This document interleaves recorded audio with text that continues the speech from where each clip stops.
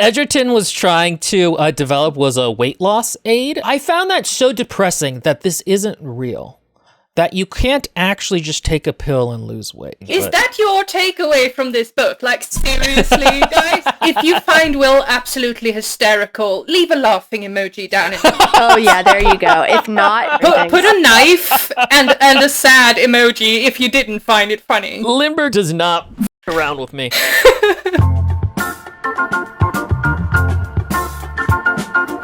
Hey guys, and welcome to another episode of Unresolved Textual Tension. Today we have got William as well as Lindbergh as we discuss The Troop. Hey, what's up, people? This is our first time in a long time that Lindbergh isn't being siloed out just to talk to me.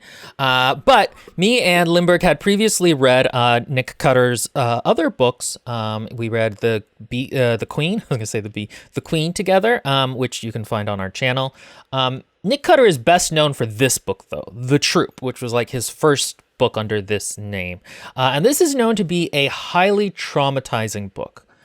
Lindbergh, would you say that that's accurate? Does it live up to the hype? It quite does. I have read this book once before, and upon revisiting it, while I am just a little bit poorly, there were some moments where my stomach was very angry with me.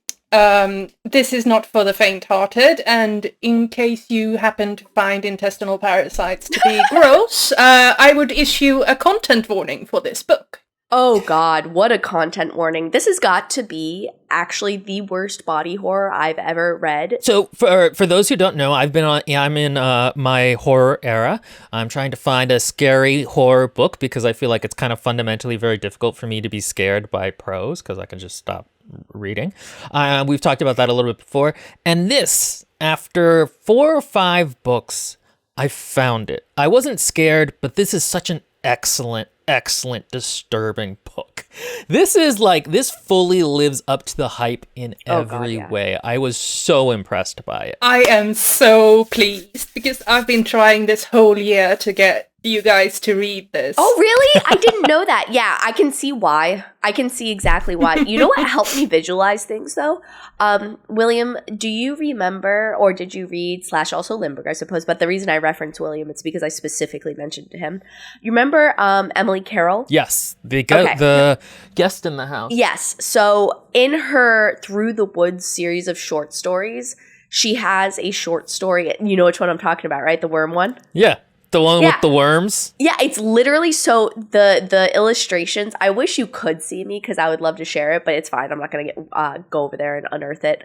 But there's a series of illustrations that are, I think, verbatimly either inspired by or on the exact same wavelength as Nick Cutter in this book. I fully agree. I know which one you are talking about. And it's very interesting how lightning can kind of strike once and then not strike as well later. Because, again, I've read 2 other Nick Cutter books now. I've read The Deep and the Queen, both of which were not bad exactly, but they were very unfocused, and you can see a lot of the elements in The Troop that are in those books, but it all comes together so cohesively in this one, and his writing is so strong at points, especially his prose. There's one section, the most disturbing part of this book, that I wish me and Katie could do a close reading on, but it's just genuinely...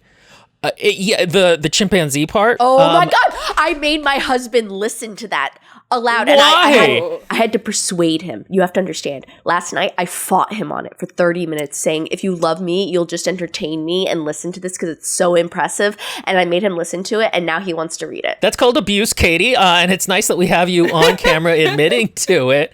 But yeah, there were 2 parts in this book that really hit me hard. And then another third one that didn't quite. But because she's more of a horror aficionado and has read a few more Nick Cutter books, Lindbergh, what did you think of how this book compares to those in horror in general? I actually think it's quite interesting that The Queen is his most recently released book, because when you read that book, it feels almost like a kind of regression, or as if he got a bit too confident and tried to do bigger stories, and in doing a bigger themed story, he kind of loses the linearity from this book, because this book is just a rather stunning work of art. It was recommended for some prizes. I don't know whether it won or not, but you kind of see why. Give us a very quick. What's the premise? The premise is that a scout troop is out on an island, and the boys are growing into their teenage years. They're 13, 14, so they're getting, a bit old for the scouts. They aren't very cool nowadays. So their scout leader, Tim, ruminates on how this is probably one of their last outings together. And it's a group of, I think it's five boys. And in the late evening, a boat pulls up to this island, and on the boat is a very sick man.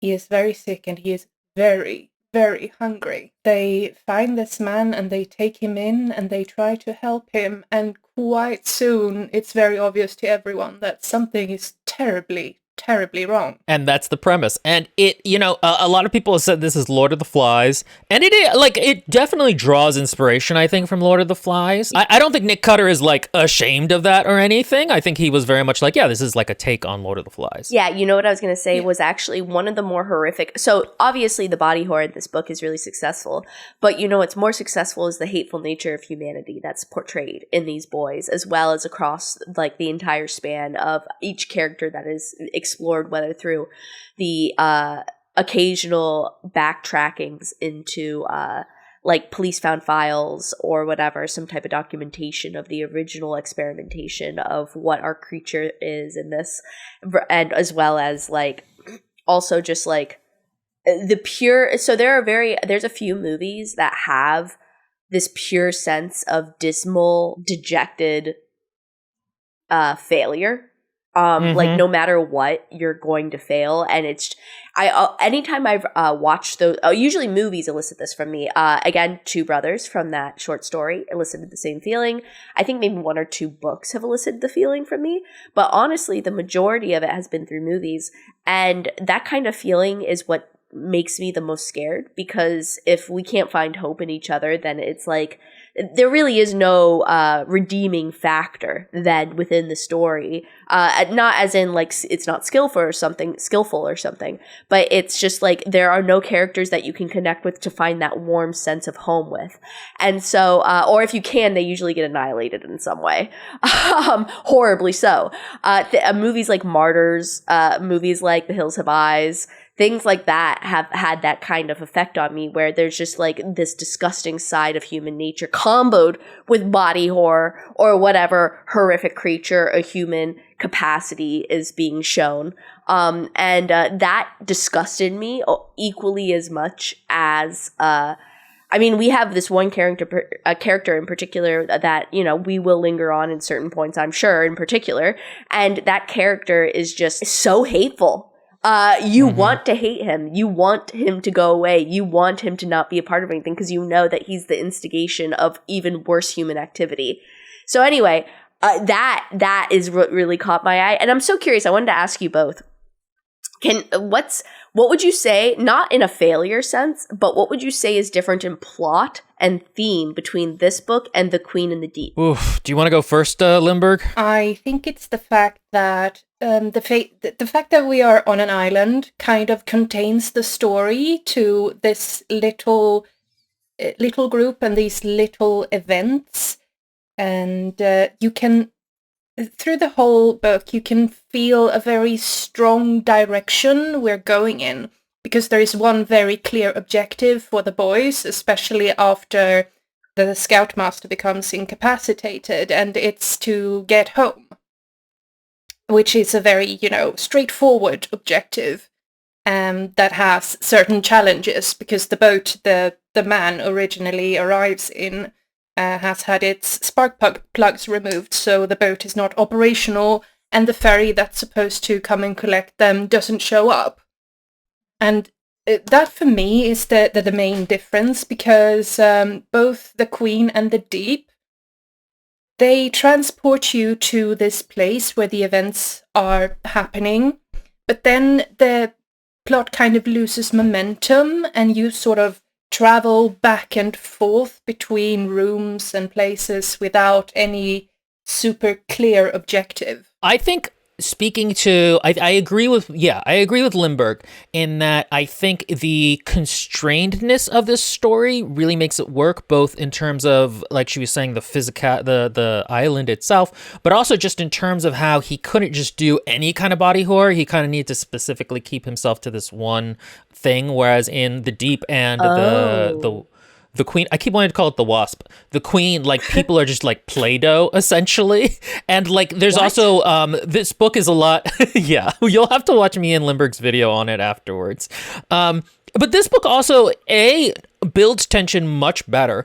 You know, the Queen started off with the main character hallucinating Tony Soprano, and then discussions of a bunch of what weird wasp creatures are left. And within the first 5 chapters, a girl is being eaten alive by a mound of ants.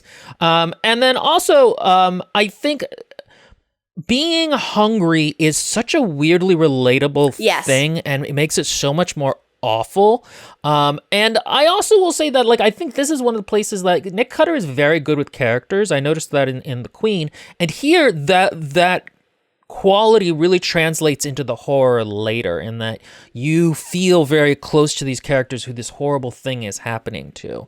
And talking about what Katie said a little bit before this about, like, the kind of hopeless disposition of the world, I think he finds a much better use for his body horror writing abilities, which are impressive, but in The Queen and The Deep just get, like, very repetitive after a little bit, in more of how they see the world. I think I texted at one point to Lindbergh that, like, it is bizarre how many hopeless and depressing things these kids have either seen in the world or imagined. Like, at one point, Tim, the scoutmaster, is describing a homeless guy he saw whose face was blackened like a overripe banana. And that gives a sense to, and like, there's constantly body horror descriptions of like that the kids are using as descriptions for normal things. And that creates an atmosphere of just like ugliness and of just base physicality to the world. Yeah, I said in our The Queen review that a lot of the body horror was a bit too abstract for me.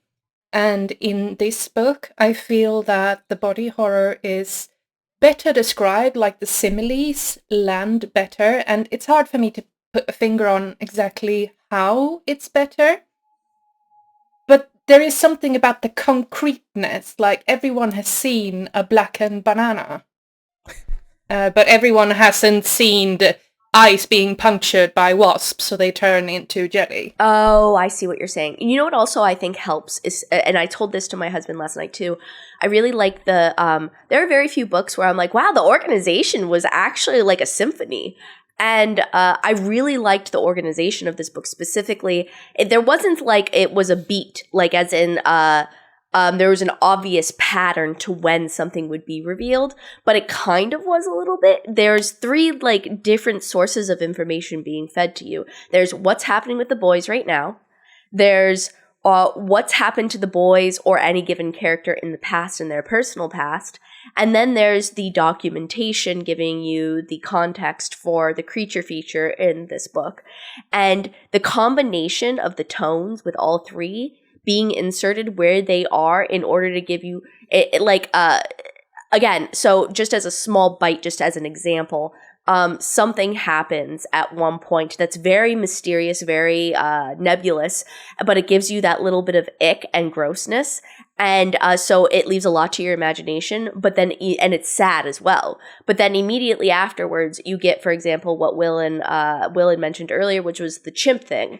And it gives you context to what is happening to that character right now without telling you what is happening to that character.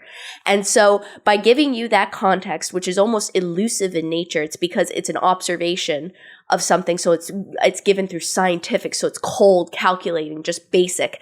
And instead of inserting the emotion of the terror of that scene, you get that scientific breakdown, which makes it even more horrifying because you know that is what's happening to that character. And so all these little scenes of the characters' backstories, like the overripened banana, in order to provide you that visual representation, or any of these other things, are very casually and naturally inserted within the plot line as things are revealed. And I think all of that comes together to provide a very beautiful harmony of sensational feelings that really hits home as far as that body horror goes. This is a thing I've noticed in the horror that I've been reading lately, but like a lot of these books like to have a dual timeline feature to them. So in House of Leaves, for example, there's what's happening with the family, and then there's what's happening with the narrator.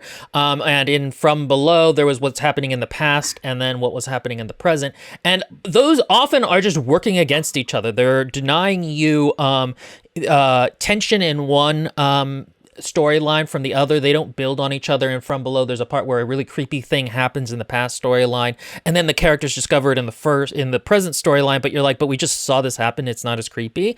But Katie's totally right. In this book, the two work to heighten each other's tensions and to slowly unfold the mystery. Like the thing she talked about is at the beginning of each chapter, there's like diegetic material from the world of like newspaper clippings or court hearings about what happened. And it's not like they immediately tell you what the creature is right at the beginning of the story. They unfolded it about the same pace that the current Boys on the Island storyline is happening. And that just, I don't know why it's so difficult for authors to do, but it's so much more effective here than in so many of the other books we've read. I think some authors get a bit anxious and just try to give you too much context because they don't trust the reader enough. Whereas in this book, we have to sort of discern and sort of slowly, bit by bit, puzzle out what's going on before we see in the present tense what is actually happening. And that is much more rewarding as a reader. That's what I noticed, was that it's this, so, you know, time and time again, somebody in our group has mentioned how the best mode of horror is less is more. And so by not oversaturating the descriptions, even though they are oversaturated, because that's what makes the best of this body horror, because it goes into so much detail, it only does that in the moments that really truly need it. And it's funny, it's because I could suppose say, okay, let's technically evaluate that, but that would require, again, a closer study. Hopefully Will, maybe even Lindbergh, if she so wishes, we can maybe like close study that type of thing in this book, because I think that would be incredibly valuable, but that would require a close study. It's because in general, that formula is not just super obvious, because it doesn't always go, oh, documentation story, blah, blah, blah. Sometimes, like Will said, it gets, or whoever said, it gets reversed. And then you get the opposite. And it's just, you're given the right information at the right time. And it really seemed like Nick Cutter knew how he wanted to present that information. It's almost more reads like a poem, like where like the things come up in the right places, so that way you can make the right associations, as opposed to just slamming your face over. Like a lot of body horror is just taking your head and slamming it into cement over and over and over and over again. And I think it's also something where he understands like downtime between the horrible things that happen. So you'll have like a lull to like, okay, now we're going to do some character work before, and then we're going to build up to the next terrific thing that happens. It happens, and then we have a little bit more time. It's not it gives you a chance to appreciate it, and it's very well paced in that paced, yes. Yeah, in that respect. And this book, compared to a lot of horror, actually gives you stunning characterization of all the group that you're following. Because a lot of horror kind of misses out on the characters. They're kind of copy-paste. Yeah. And mostly just there so things can happen to them. Whereas these boys, we all get introduced to their internal conflicts and their sort of context in the world. And that informs who they are and what they're doing here. And we talked a little bit about the characterization in The Queen, about how he's actually a pretty good character writer. And I think that in this book, that comes to the forefront a lot more. I totally agree. I think one thing I said to Lindbergh is that this is one of the few books I like having multiple POVs in. Oh God, I usually me too. dislike it because I like... Yeah, and because I don't think it really... But here it works so well because it, A, gives a more objective sense of the world, and B, nobody feels like the main character. You can kind of see him almost making the boys, none of them the main character, and Tim, the Scoutmaster, isn't the main character. And that gives the whole thing a bit more of a realistic feel and a more of a, like because, sometimes, just switching slightly topics, but sometimes horror just has bodies to fill a gross quota of people dying later. Like, you know what I mean? But here it's like, no, a lot of people are going to die very grossly, but we care about each one when it happens. And they were real people. And actually, even the things that kind of happen to them are related to who they were and their conflicts. What I explained to my husband was, it feels like the camera in a horror movie, but in a good horror movie, where the camera follows. It follows, and we've talked about this before in another book, and I don't remember what book it was, but it was like how the camera follows the plot rather than the character, and it's like showing you, like, so we start... Jurassic Park. Yes, it was Jurassic Park. Yeah. Nice. Yeah, it starts off with the Hungry Man, which, again, we're about to introduce those characters, but it starts with the Hungry Man, which is the beginning of the story, and then the Sick Man, and then we get to...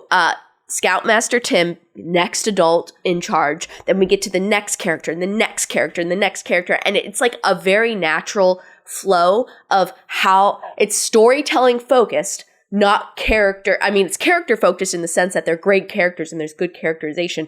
But it is not about you wanting to, like, I don't know. It's just a good balance, I guess. Because I can't say that, what I was about to say, which is like it's not a character study, because it is. But it also has a nice balance. It's not a singular character study, almost. Yeah, it almost is like a holistic group study of them and also their dynamic. And so the first character of the group, we're going to describe the main characters on the island, and then we'll talk about the plot. And the first one we're introduced to actually is Tim. He is like kind of an older doctor. He actually really enjoys being part of this, being the troop scout master. He's kind of friendly with the boys and treats them like adults, and he likes being able to get out into the wild and like do his own thing. And the thing I liked about Tim is right from the beginning, you're like, I like him, but he is not going to handle this situation great. There is a vulnerability to Tim that makes you not go, oh, this is a book, everything's going to be okay. This book kind of plays around very subtly with like ideas of masculinity and toxic masculinity, which I think is very common for horror books, honestly, because it's a good... it's a good way of introducing vulnerability to the characters. And not just that, but the inversion of leadership as well, or where you can find leadership. It's the what is considered strong is no longer considered strong, so expectations inverted, which is a part of the horror process. Yeah, you're totally correct. But I liked Tim, but right from the beginning, there is a vulnerability to him that doesn't make you feel safe in the narrative. I thought it was interesting that the book kind of played with how Tim is from out of town as well. He is an off-islander, and these people live on an island, usually. And as such, he arrives to be their GP, and he's kind of socially isolated. So you get kind of a hint that he has connected to these boys a little too much, that the being a scoutmaster means just a little bit too much to him. And they are at the point in time where this scout group is not going to be around much longer because the boys are growing up. So that kind of adds to his vulnerability. Yeah, and also the fact that he is kind. A lot of these boys are boys. I mean, honestly, I work with 14-year-old boys. Sorry, everybody, I'm a little sick. Every day. And I will tell you this right now, about 14 to 20% of those boys are kind. No offense, girls are almost exactly the same way. There's no really huge difference in gender, it's just how it's presented. But that immaturity, it comes with a certain level of selfishness because there's a lack of empathization, which is required. Either you're naturally born with that gift and your chemistry in your brain allows you to decode that in everyday life, or you have to learn it, which is the majority of what people have to do. And so these kids are really, like, for the most part, fairly selfish. And by selfish meaning not just in a negative tone, but just like as in they are thinking about themselves because they are their world. They are learning what the world is. It's very internalized. Their problems are constantly within themselves. And so with having Tim as the leader and having him be as kind and thoughtful and like honestly just a wholesome dude and one of the few wholesome dudes in this story, his degradation that we will explore becomes really pathetic, and that patheticism is horrid and abhorrent, and so that makes it even more hopeless. That's a good point. Yeah, that is one of the things that immediately makes you go like, oh, and also what will happen with the boys and him and the leadership dynamic is very kind of destabilizing. The boys themselves are Kent, Ephraim, Max, Newt, and Shelley. And it's interesting because it's an underrated skill, but Cutter introduces them in a way that's really nice because he kind of gradually gives you like, okay, this is the thing to remember about them, like this is their thing, and then he'll slowly have a moment where you're like, oh, okay, now I know this character a little bit better, but it's not all from the beginning. Like at the beginning you know Kent, and then you kind of don't know any of the other boys, and then you slowly like learn about them, because Kent is like the biggest of the boys. He's kind of like the jock, so to speak. His father is a policeman. He is the leader by default of just being the biggest, and also using the first names of adults instead of their titles or their last names. He's kind of pushy. Okay, Kent and Shelley both made me want to punch them in the face. But that being said, you know what's interesting is that the strongest personalities won out at the beginning. Newt stood out because he's being bullied. He is a chubby, very smart kid. And I wouldn't even say nerdy per se. I mean, maybe that's biased of me. But I was gonna say, I don't think you get to really have much of a saying on what people consider nerdy, Katie. Up, because I too would like to press ferns and fungi. But the point being is that Newt immediately stands out because he's being bullseyed by all the other kids, and he just like chills with it, unfortunately. And then Shelley stands out because he's a sociopath. Immediately in the room we start with the kids, Shelley is being described like a sociopath, and you're like, oh, this kid's weird. And then I also think, like, while a little over the top in some places in his depiction, I think his depiction as a sociopath, from what I have very minorly and shallowly learned, is quite like on par, I suppose. And then Kent, of course, as William said, super stands out because he is basically the leader. The two wallflowers of the group, in my opinion, at the beginning, are Ephraim and Max, which is funny because as the stories progresses, I feel like they become more important than almost any of the characters besides Newt. I agree. Max and Ephraim are like best buddies, and Max is basically, he doesn't have a thing. He's the most normal of the boys, essentially. His father is a coroner, which will become a little bit relevant later. But Ephraim, has a father in prison, and he has anger issues, and it's also kind of like he's the poor one.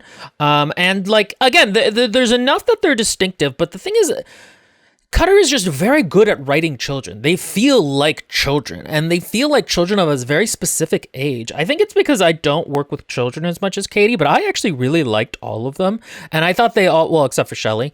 And I thought they were like very well, there was a lot of compassion in how they're portrayed. And even like Kent is frustrating at times, but also he's like 14. So like there's, and this is me at 34 looking back on it, being like, No, what's nice is that they I don't disagree. They empathize. Even Shelley gets empathy. Like, there are certain moments that I mean, you can't help but hate Shelley because nothing good's going to come from him. And you kind of are rooting for all the kids in a way. So the fact that he is a nemesis in a way to all of them is very like, you're like, don't do that, don't do that. But there's a couple of scenes with Shelley where you're like, oh man, Shelley, you're just a little scrambled, a little too scrambled of the egg. Like, and it's just like, poor Shell. Like, he's like, like you still feel empathy. And so that innocence that is in childhood, I think, is what he is capable of showing in each of the kids, despite their personalities. Yeah, you get the sense that Shelley isn't entirely a fully formed human yet. So he is not at least in the beginning of the novel, it feels like he's not entirely beyond redemption. He's still sort of figuring things out. And especially gradually, he begins as rather harmless. You just notice that he's a little bit off, which is really great characterization from Nick Cutter, because he never comes out and tells you that, oh, Shelley is a sociopath. but you can just tell that he's not like the other kids. He's not entirely normal. And you can also, when you're in Shelley's head, you can hear that conceit where he kind of doesn't understand himself and sort of lies to himself. And he's also a child growing up. Yeah, you talked about one point where he doesn't think he has humor, but he actually finds a lot of things funny. He just doesn't internalize his emotions. Yeah, we're in his point of view at one point, and he says in that scene that he had to keep himself from laughing, but Shelley didn't find many things very amusing, which is such an obvious lie because we have heard things he finds amusing. He's been torturing a crayfish for amusement, but in his head, he doesn't actually see that as him feeling emotions. So there's a very strong sense that, like sociopaths, he just doesn't internalize his emotions. He doesn't understand his emotions, and as such, he doesn't fully feel them, which is just great. Like, I have read a ton about sociopathy and psychopathy. It's one of my little passion projects. So Shelley is probably my favorite character in this book. I really like Shelley as a character, and I think Cutter uses him very well. But I think I'm going to have words with you guys, because as in terms of a representation of psychopathy or sociopathy or anti-personality disorder, it's not called it's antisocial personality disorder as it's more commonly known now. I don't think he really is accurate, and I don't think it's important that he's accurate, but I don't really think he is. I would say that he's bombastically characterized for certain effects as far as the horror aspect of it. Like in certain instances, such as like I think the crayfish is a really great example, and then I also think the one of my favorite scenes in the whole novel. And Shelley comes close to being my favorite character, but I can't help but really sympathize with Newt. And so, but one of my favorite scenes in the whole novel, explicitly, just so self-contained, is this just very tiny, quiet, solitary scene where Shelley goes towards the beginning of the midst of chaos to the side of the cabin and looks at this spider web, and he takes out a lighter that he always has, and I think this was like one of the more bombastic portions. Not that it's not unrealistic, like it could be realistic, but I just think compounded with all the other behavioral things, it's just like it feels a little saturated. I wouldn't say to its negative, but also not like it doesn't. I don't know. I feel neither here nor there on it. But he like jumps around from different stores to make sure he has access to lighters and mousetraps and things like that. So that way nobody catches on to the fact that he's like buying a whole bunch of certain things, but he's torturing animals. But in this scene, he takes a lighter and he just burns down a spider's web and doesn't really hurt the spider, but it's because he wants to see the torturous effort of reforming the thing over and over again. And that kind of like disconnect between like, or this like almost obsession with nature and like why does it do the thing it does? I don't understand it, but I want to watch it and I want to pick it apart. I think that's a good, not foil. I can't remember the term. Contrast? Not contrast. I think it's a good mirroring of what's the main doctor's name again? Not Ephraim. Edgerton. Edgerton. I think Shelley is. I like initially I wanted to say foil, and that's like not right. But he is a really good like mirroring effect of Edgerton. I almost feel like not in the necessary, because Edgerton's the guy that creates the creature feature in this, and Edgerton's like crazy super smart, like oh my god nobody can understand him, but he's also disconnected from humanity. So there's like this really interesting like larval nature that Shelley is as a child, and like exploring the nature of things, versus Edgerton, the man who is incredibly intelligent but also does the same thing. And so I think that's a good mirroring effect that also brings the thematic elements of the book together. Yeah, and I think Cutter is trying to give us the sense that because of the situation they have ended up in, Shelley ends up spiraling way out of control, whereas if the structural society had remained intact around them, he probably would have stayed more in his line and sort of gone under the radar as he has up until this point. I know some people think that he takes it way too far with Shelley, but I do think it's a conscious choice that the author makes, because this is a parallel for The Lord of the Flies. I think also this is something where Nick Cutter writes him so well that in another author's hands, it would be kind of crass and like kind of a waste. It would be like, okay, this is kind of shock for shock's value. But like here, he's able to do it so, he's able to craft the shock so well that you're like, oh, this is okay. This is a tightrope that you walked to make him very gross and also contribute to the story. And I think it also helps that the rest of the story also is not necessarily as mean and ugly as Shelley. So we have our characters. And so the first thing that happens is that we get a news clipping about a guy who showed up at a diner, ate 5 people's worth of meals, and then left and stole a truck.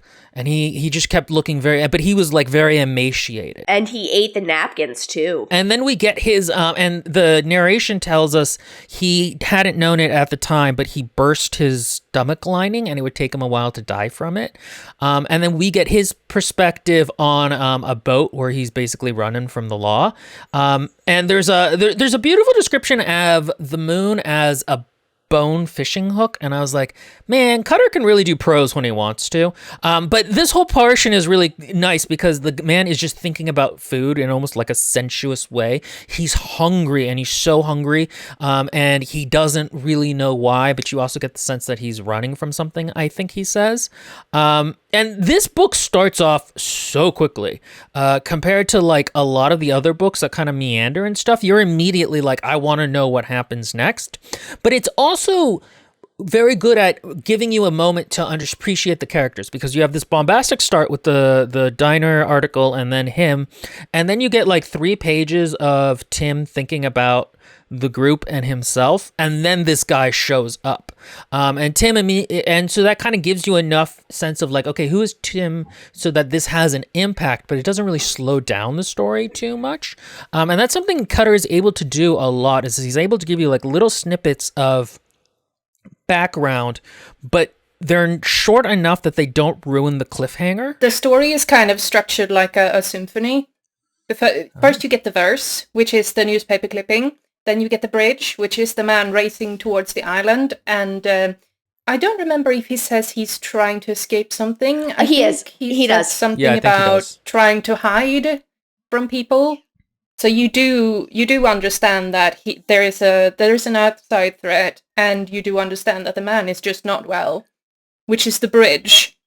And then Tim kind of comes in with the refrain, which is, these are the characters, these are the people we care about. Exactly, that's a beautiful description of it. Yeah, and that's what I meant though. Like, right? It's almost like the camera in a movie following.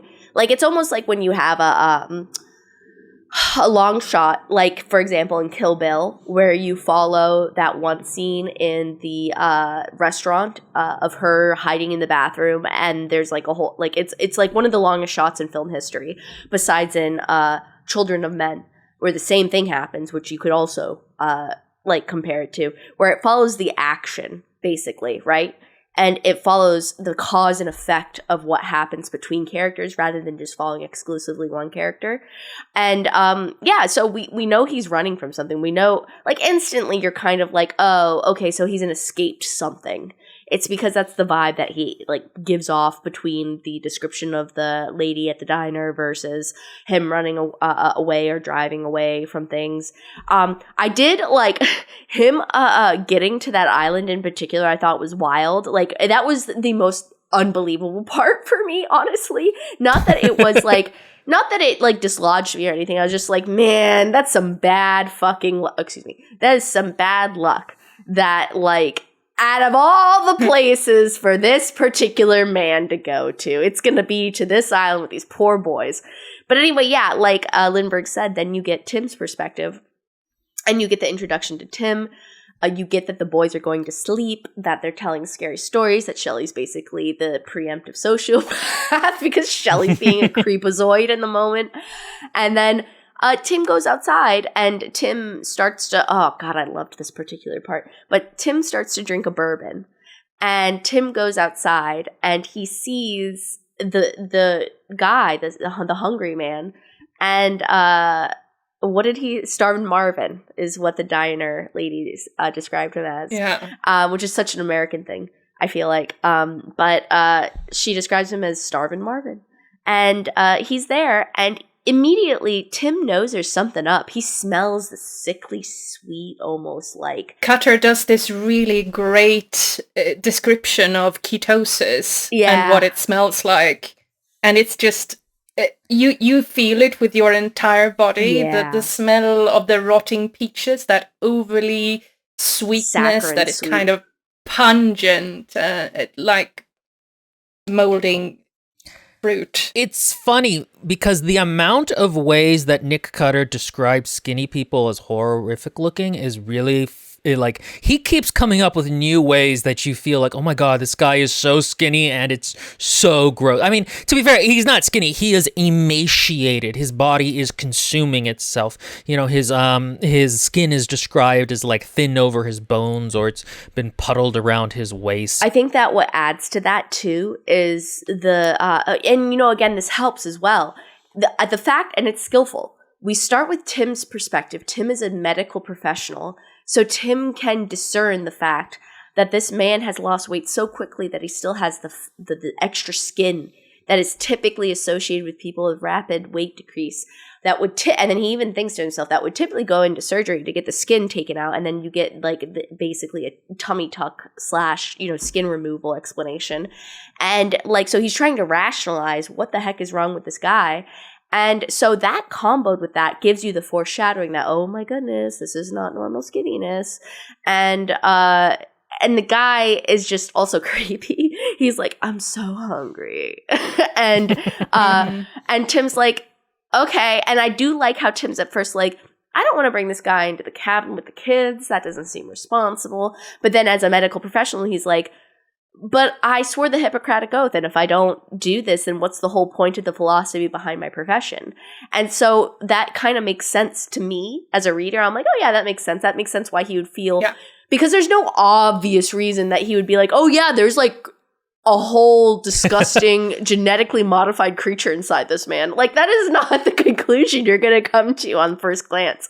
Plus, it's dark out, and Tim has drank some bourbon. It literally specifically says he drank it too fast, and he's a little whirly. So, like, it all these little details come together to provide, as Lindbergh described, a symphony of explanation behind how that works. And so he leads the man inside, and he wants to, help him, to treat him. However, and I will leave the next leg of the conversation to either one of you. Go ahead, Lindbergh, because That was the most I've seen you flounder ever. Look, I'm the captain of the ship. I just wanted to say that Nick is Tim.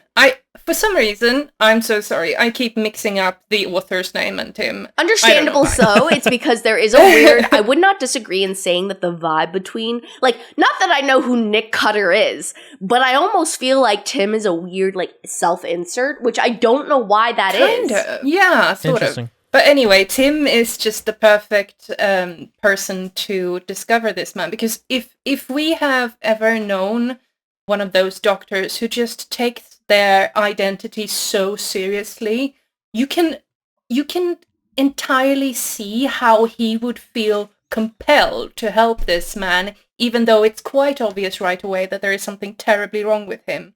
Cutter describes how he kind of sees something moving around beneath the man's skin in his belly. Oh yeah, he feels the wriggling. And you feel Tim's reluctance to put the boys in danger, but at the same time, he can't turn away because he is a medical professional first and foremost. So he takes the man into the room, and almost instantly, he leaves the room to talk to the boys, And when he returns, the man has started eating the couch. Like, he's eating the couch stuffing. And the description of that is just so abnormal. Like, there is something about people eating things that aren't supposed to be eaten that Is freaks me off-putting. out, something terrible. I know. Yeah, and it really gives you a sense of the intense desperation of this man's hunger. Yeah, the obsessive compulsive nature of it. It's because anytime I've only met 2 kids with pica, and I've only met 1 adult with a medical issue that had them eat things they weren't supposed to. And seeing those kids / that one person do those things is very, like you said, it's like almost ingrained in like your DNA. You're like, that is not a thing you're supposed to eat. And by virtue of that, you're like, this person is either mentally unstable or there's something hugely physically wrong with them. I thought by Pika you were talking about a Pokemon. Yeah, and the thing is, I'm sure we've all heard, like, that TLC show about the people who, like, want to eat stuffing or whatever. Yeah, and there was this woman who ate dish detergent, and the doctors basically said that this is ruining your stomach lining. Yeah. You're gonna die if you keep doing this. And the last thing you get in the program, you just hear that the lady has not been able to stop eating this dish detergent. There was one lady that kept eating poop. Like, legit, just eating poop. She ate poop. She ate her cat's poop. She put her cat's poop in a Ziploc bag and ate it. That just sounds like my dog. But okay, yeah, no, and the thing is, that's such a very relatable fear is the thing, and I think that's what this book does really well, and one of the reasons it's a more effective horror than Cutter's other books is that, like, these are small compulsions that, like, we all feel kind of grossed out by a little bit. There's a point later that really hit me where a character cuts a hole in their ankle, cuts a slice in their ankle and tries to pull out one of the tendons and draw it out. And I literally physically was like, oh God, because, like, I could feel it because he describes pinching it between his nails. Stop it! And it was a moment where I was like, oh man, that is such a small, horrible thing. We actually should probably put out a trigger warning for people in that we're probably going to be discussing some gross stuff. Limber did it before, technically. I would like to issue a strong trigger warning for animal cruelty as well. If you are considering reading this book and you find it difficult to stomach animal cruelty, yes, just don't. Yeah. Because this book is quite horrific. It describes medical experiments done to animals that are just terrific. Yeah. Like, it made me so physically sick. I pretty much had to throw up in my sink. Oh God, yeah, no, I feel you on that. Mostly once during the beginning of my sickness, I started having a slight queasiness, nothing big. But then I ate something that, like, texture didn't agree with me, and then I was listening to this book and I was like, oh my God, this was a recipe for disaster. But what Will is describing, I think what really comes, like, I mean, any part of your body you cut open and try to get a worm out of is really gross. But there's 2 things that combo with it that make it so much worse, which is one, at one point earlier in the book, it was described how somebody was trying to find food and they had taken a piece of bark off and seen the larvae of, like, moths or whatever, and they were wriggling out, and you can imagine the tryptophobia / the wriggling of the worms. So that comboed with the fact that we know that he's looking for the worm in this scene. And then I'm gonna have to bleep that out. Some people can't handle the sound of other people gagging like that. I'm sorry. I, like, genuinely, I'm not even doing it for funny's sake. Like, it really, like, I have slight tryptophobia. I've overcome it in the past 2 years, but when I was younger, it severely made me nauseous. Anyway, like, the thing is also the location. Like, the Achilles heel is just pure tendon muscle. So the combo of that with the visualization of what I just described, which I'm not even going to go into, is just, like, so nasty. And again, it's low key. We're not describing, like, the big like I don't not Elephant Man because that's not really horrific, but like big body mutations or praying mantis arms or something. It's this very relatable small scale body horror that we so all gross. like. Have you ever It's stepped very on a concrete. Like you have an ankle, you can Feel it. imagine it. You can almost feel it in your body, just cutting that open and trying to pull it out, and you can just feel how wrong it is. I stepped on a tack at one point and I looked at it and it hurt and I was like, oh, I need to take this out before I think about the fact that it's in me, essentially. And so I literally just went and pulled it out because like there's just something so gross. I don't know. This book hits moments like that that are just it's a very good book. Though speaking of food, it is one of those books where you're like, do I have to eat today? I don't really want to. And I have a very strong stomach. Like I was listening to the chimpanzee part we'll describe later, right after I ate Taco Bell. And I was like, okay, but like I was just like, William. what's funny is I was driving to it and I was like listening to it and I was like, maybe I shouldn't get food. And then I ate, but I was still a little bit like, more than anything, it's sort of depressing in a weird. Anyway, we'll get to that scene. But yeah, I am going to try to issue trigger warnings before we discuss the actual animal cruelty portions. But like, there's just going to be a lot of body horror we're going to discuss. Also, as with our other horror descriptions, we're going to try not to reveal too much information before it comes up in the plot. So in terms of like, you can know when to stop more or less, unless you're like me who feels compelled to know everything about an awful thing once he learns it exists. Why else do you watch a Serbian film? I haven't. Oh yeah, yeah. Well, I have watched that. I wouldn't read this book because I was like, no, I know I'm going to fall into the hole of like, I have to read about this horrible thing.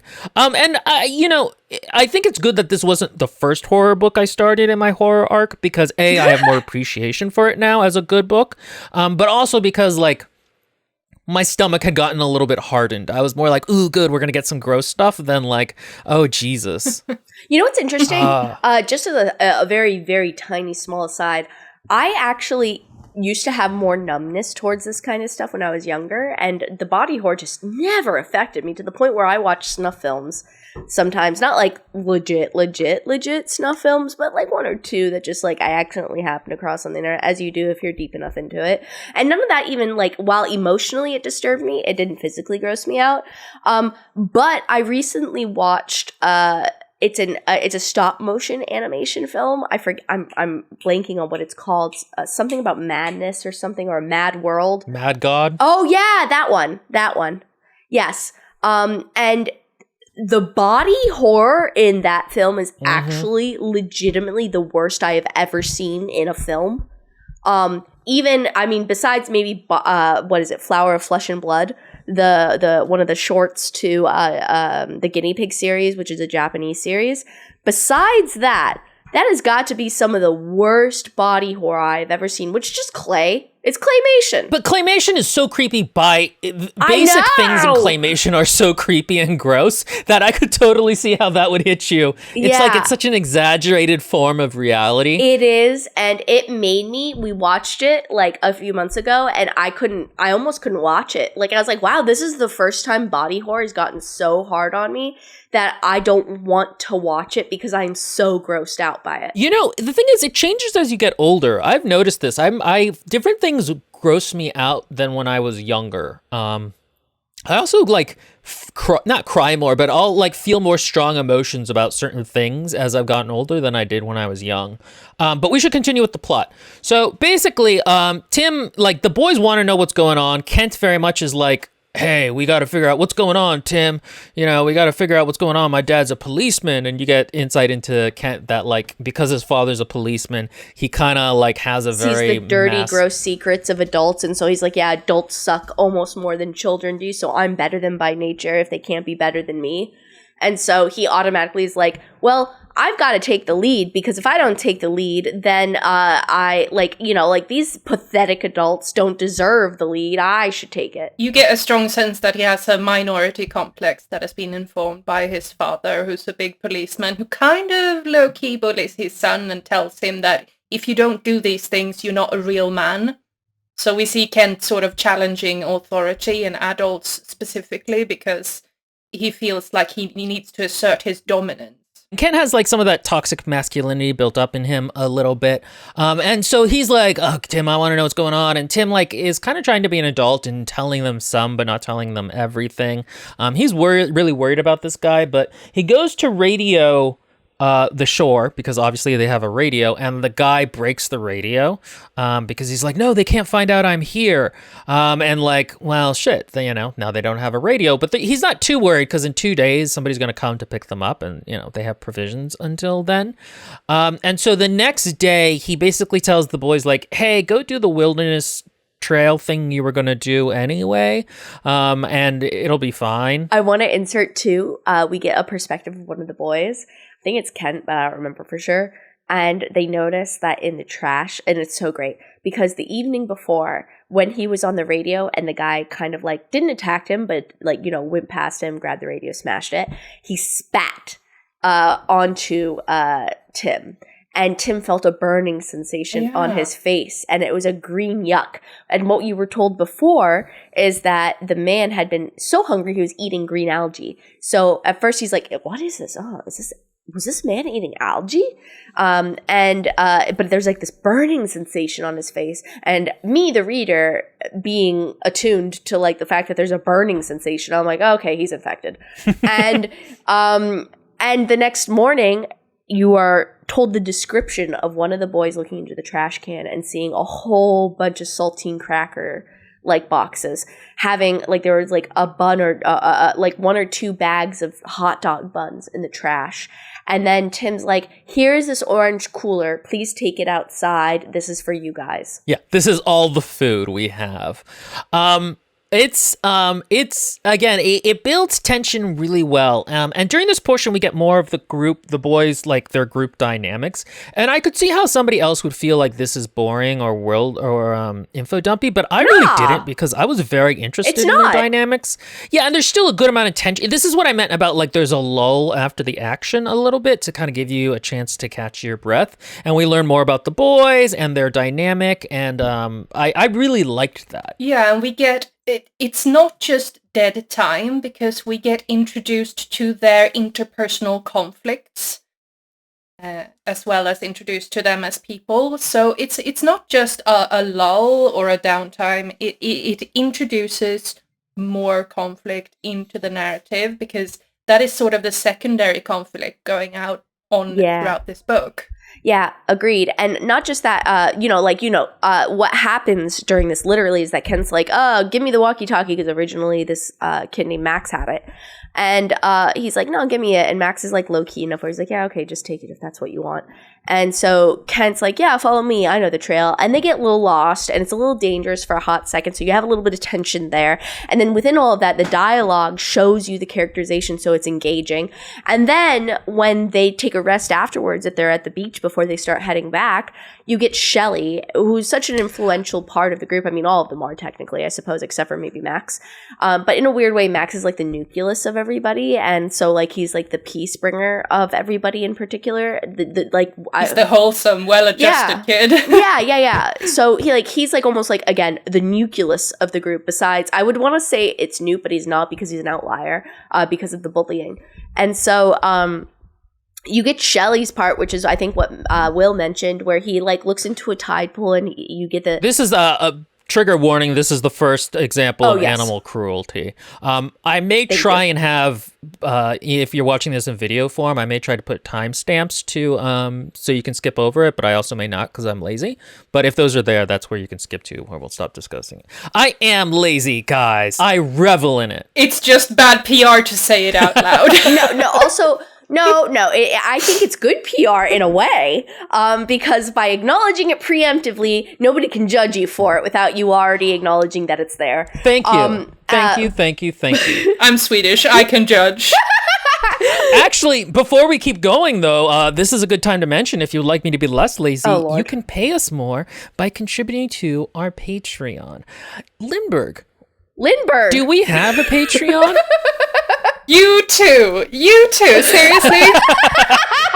I show up for one guest appearance and you saddle me with this. Yes, UTT has a Patreon, out of which I am a part of.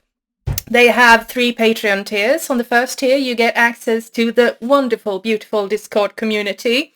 We have lots of fun there. We discuss books. There are pictures of cute pets. There's a video games channel. Like anything your heart desires, you will find it on the Discord. The next tier up is the book club, where we once per month nominate and vote for a book that we read together with our lovely hosts. And we also have a mid-month book that Will picks out that we get 2 live streams to discuss the books with our hosts. And Are you looking at notes? No. Oh my God, I'm winging this. I was about to say you've put so much more effort into this than I've ever. I knew you were going to do this to me, so I had kind of planned to research this beforehand, but then I ran out of time. I just can't. I don't know why. I've heard this a million times, but for some reason, my brain just erases this.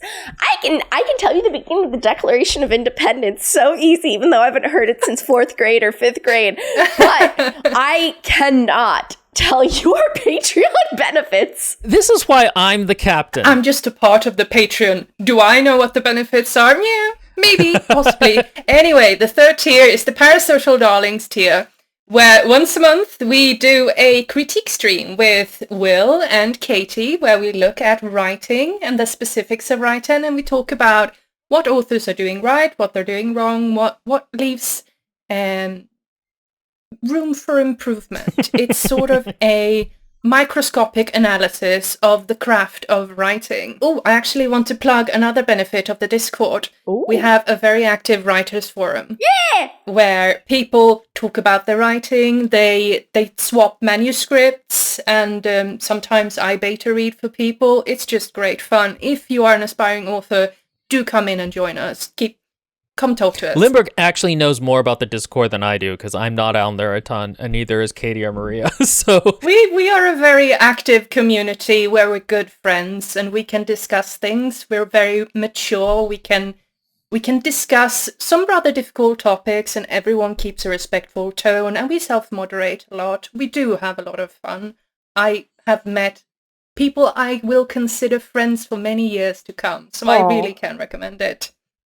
And I don't know if your KFC feature is up and running again. It is. If it's something you're going to do, you could introduce it, Katie. All right, yes. I also happen to have a Katie's Fiction Corner. I was lazy and I just wanted to make it into an American capitalistic feature by saying KFC. Anyway, every 2 weeks, you guys sign up. I pick about 2 people for each one. Just first come, first serve. And 2 people, we do, if you've ever taken a fiction writing class in college, that's what it is. We take a look, you get 2 weeks to read the material, you take a look at it, you can join the conversation via just voice channel or video and voice channel or just chat. And we just try to critique for free. It's because there's not a lot of free critique out there. And honestly, I really wish we didn't have to pay and buy for so many things. So, by the way, though, it is not necessarily free critique. If you would like access to it, you have to be on the Parasocial Darling tier, Katie. So, I have to go grab a snack. One of you two describe the first instance of animal cruelty in this book. And again, I'll try to remember to put numbers here for when you can come back or whatnot. Shelley looks down into a tidal pool and he sees a lovely little crayfish. And because Shelley is a very strange creature, he has this compulsion to sort of, mess with it, just to see what it's like. He has this very ingrained curiosity to him that feels very childlike, but at the same time, he kind of lacks the normal empathy that keeps most kids, at least of that age, consider he's 13, 14-ish, that keeps most of kids that age from actually harming animals. You'll see smaller kids harming animals because they're curious and they don't understand better. But Shelley has this curiosity in him still. He wants to sort of see how it works and see how it reacts to his influence over it. So he takes the little crayfish and he just pinches its eye until it pops. And he's like, I wonder if it can even feel this thing, because Shelley doesn't understand whether other creatures actually feel things the way he does. Which is such a great description, I feel like, of that particular mode of thought. And one thing I think is really successful, too, in this moment, as is with many of the body horror moments in this book, is that the descriptions of the physical... It's almost like the like Nick Cutter has taken an anatomy class or has done these things himself. One of the two. Because I was a kid once. Do I think this is a great thing I've done? No, not at all. But there was an instance in my life where, yes, I did pull things off of creatures. And, like, not as in Shelley, like I'm a sociopath and I'm, like, trying to see at 13, but more like at 7 or something like that, or 6 and or whatever. Or I also I fished a lot. So the fact that we're on an island just really rang a lot with me. So when I fished and I would catch my own bait, I would pull off the crab pincers so that way they couldn't hurt the fish, and you'd use them as bait. And sorry, but that's just like a normal thing, honestly, when it comes to fishing and using like raw bait material. We used worms here, but I'm Swedish, so I don't have crabs. Yeah, like I just catch my own crabs by hand, which I still do, and my husband berates me for.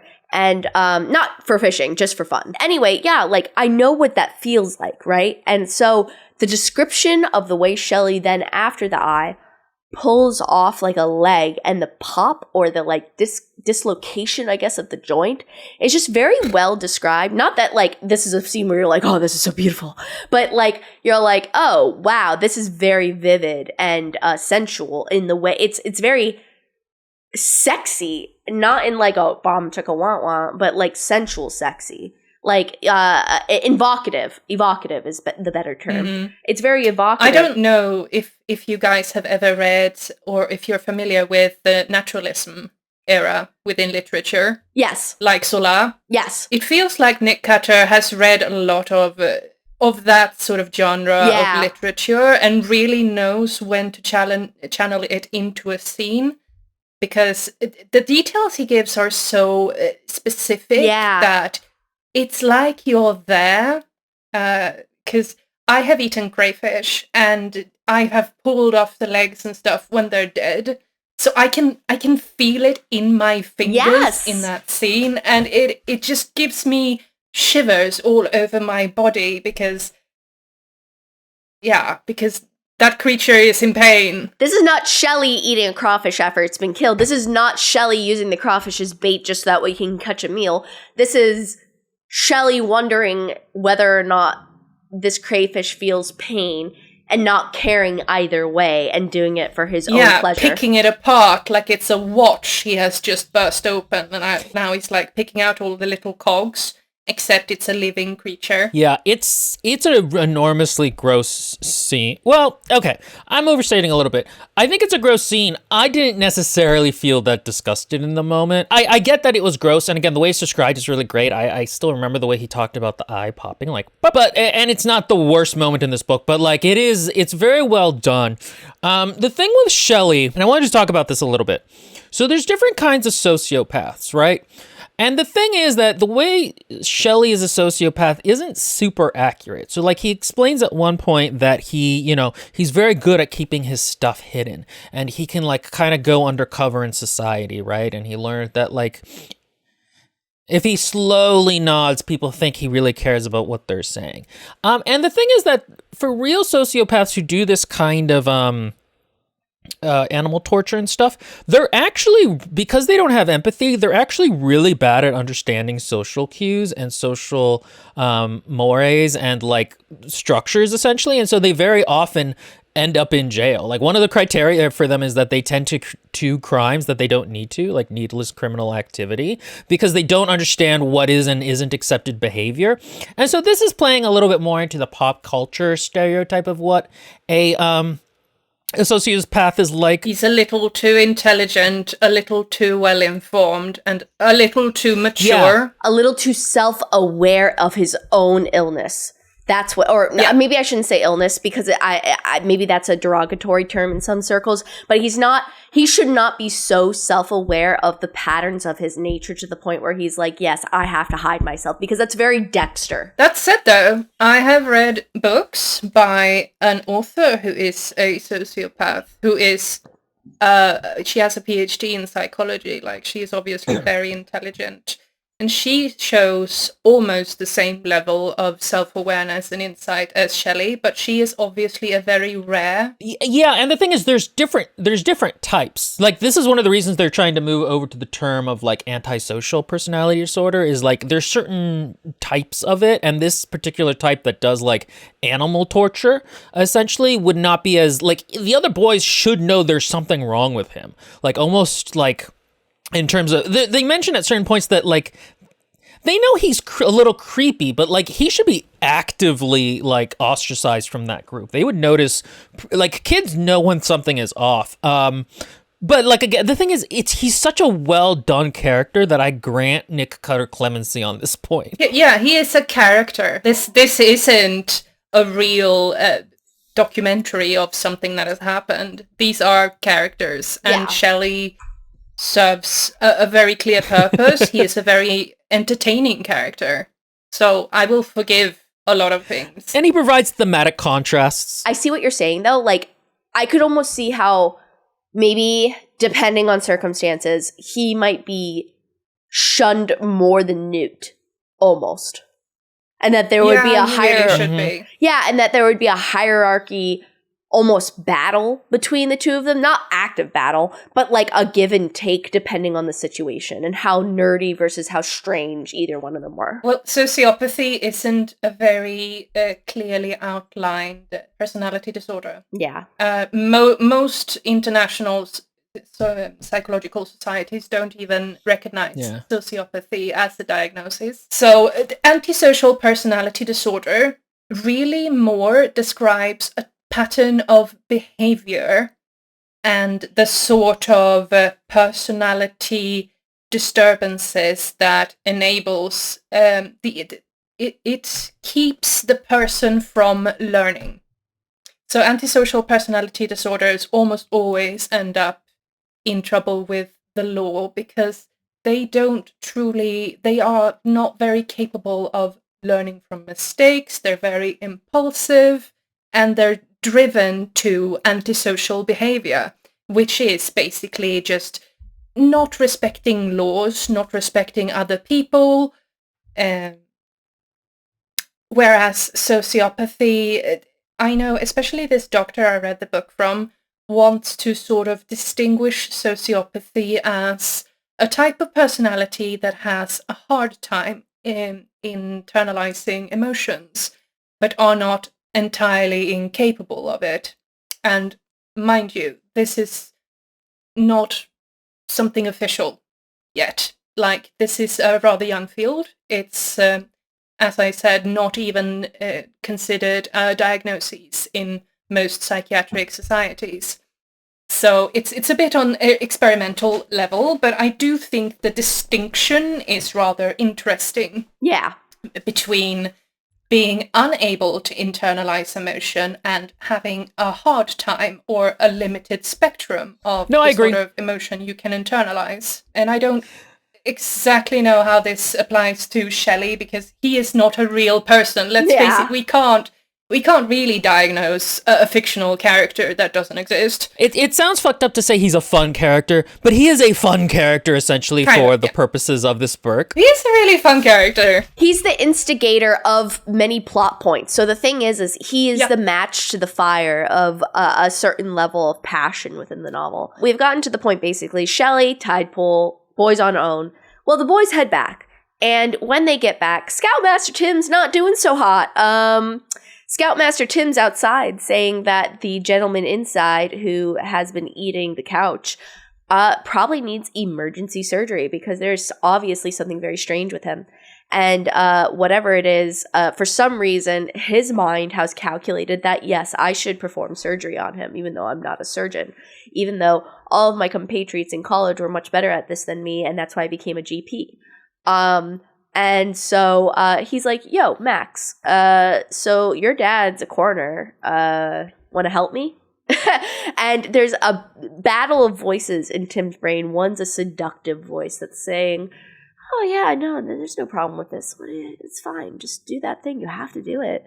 And then there's another voice saying, what the hell is wrong with you? This is so inappropriate. You should not be doing this with children. And then there's yet another voice saying, pss, pss, pss, pss, hunger, pss, pss, pss, pss, hunger. They go inside, and Tim puts puts a chair under the door to the front door to keep the other boys out because they know there's a contagion happening, basically. And so he orders Max to cover his mouth with sterilized cloth. And so, long story short, he makes an incision on the man's belly after a little bit of waffling and physical, like, grossness and such. And lo and behold, what is inside is not what should be inside. Instead of the expulsion of gases or the inner lining of a stomach, a white tuberous thing comes out of the stomach, almost like a cobra coming out of a basket. And it comes out and it has almost small serrated little teeth along its ridges, and it's an undulating shape. So think of an earthworm with its little segmented pieces going, and it's almost like a cobra looking for the origin of sound as the two speak with one another. And they freak out, obviously. It attacks Tim. Tim cuts off a piece of it. It then deflates into a gooey, gross, brownish sludge along with the casing of its skin. And then these little, if I remember correctly at this point it happens, these little spores get shot out. And it goes, and these little, like, almost sperm-like things go into the air. And of course, Max is covering his mouth, so he's kind of good to go. And Tim's like, oh my god, what is this? I've never heard of this before. This is crazy. This is all, And so, anyway, the man dies.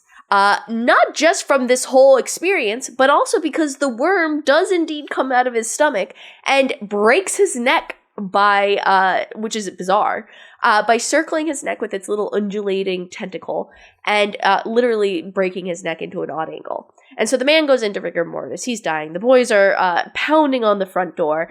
And finally, Max and Tim get their senses a hold of them, and they open the door. To talk about that scene for a minute, it's really expertly described. Again, his prose are extremely strong, and they work here because they're on such a small scale. There's also a lot of internality to Tim in terms of thinking like, okay, I wish I was steadier here with my hand. I'm not one of those surgeons. And so it gives him a real sense of vulnerability and realness as a person in that, like, and a lot of times we aren't the best versions of ourselves in emergencies. And like, he wonders, am I cutting him open for him as trying to do the last ditch thing, or because I know I'm infected and I need to know a little bit more? There's some ambiguity there, which feels very kind of human in its selfishness. And it's a really good scene.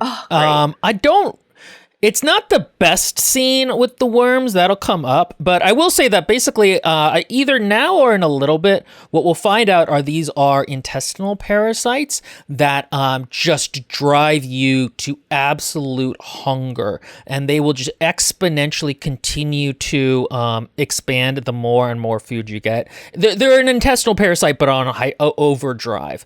And like there's one kind of controlling you up through the brain stem. And that's what came out of him, I think, in this one. But there's also just a ton of small ones in the stomach, eating, and they'll actually leave the stomach if there isn't enough food and eat the rest of you. Yes, and there's a distinction later on made. There are two major subtypes of this genetically modified, DNA modified worm by this Edgerton.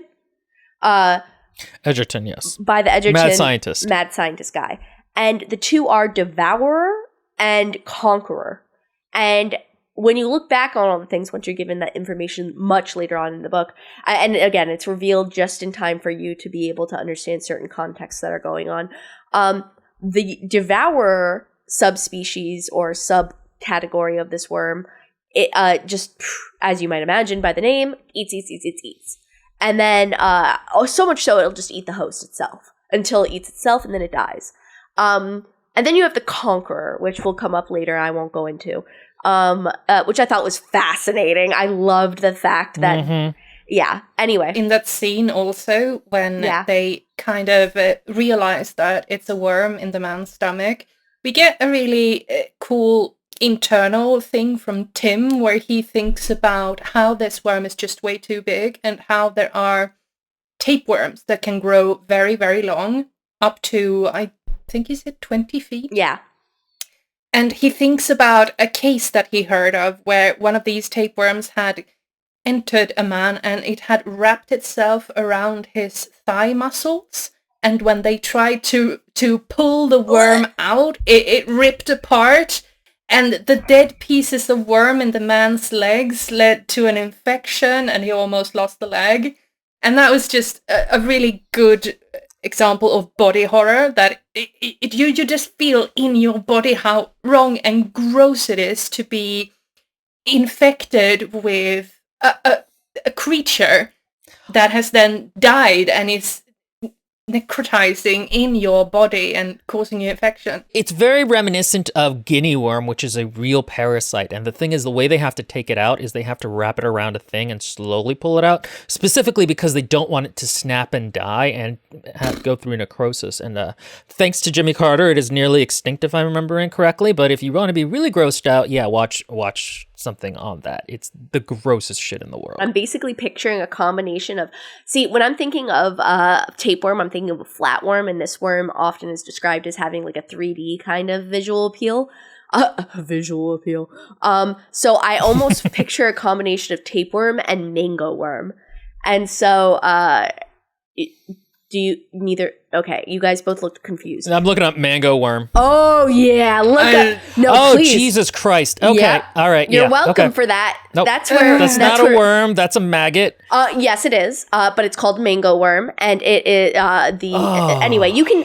If you would like to be incredibly grossed out and your tryptophobia tripped. It's like a botfly. I surprised Maria when we lived together.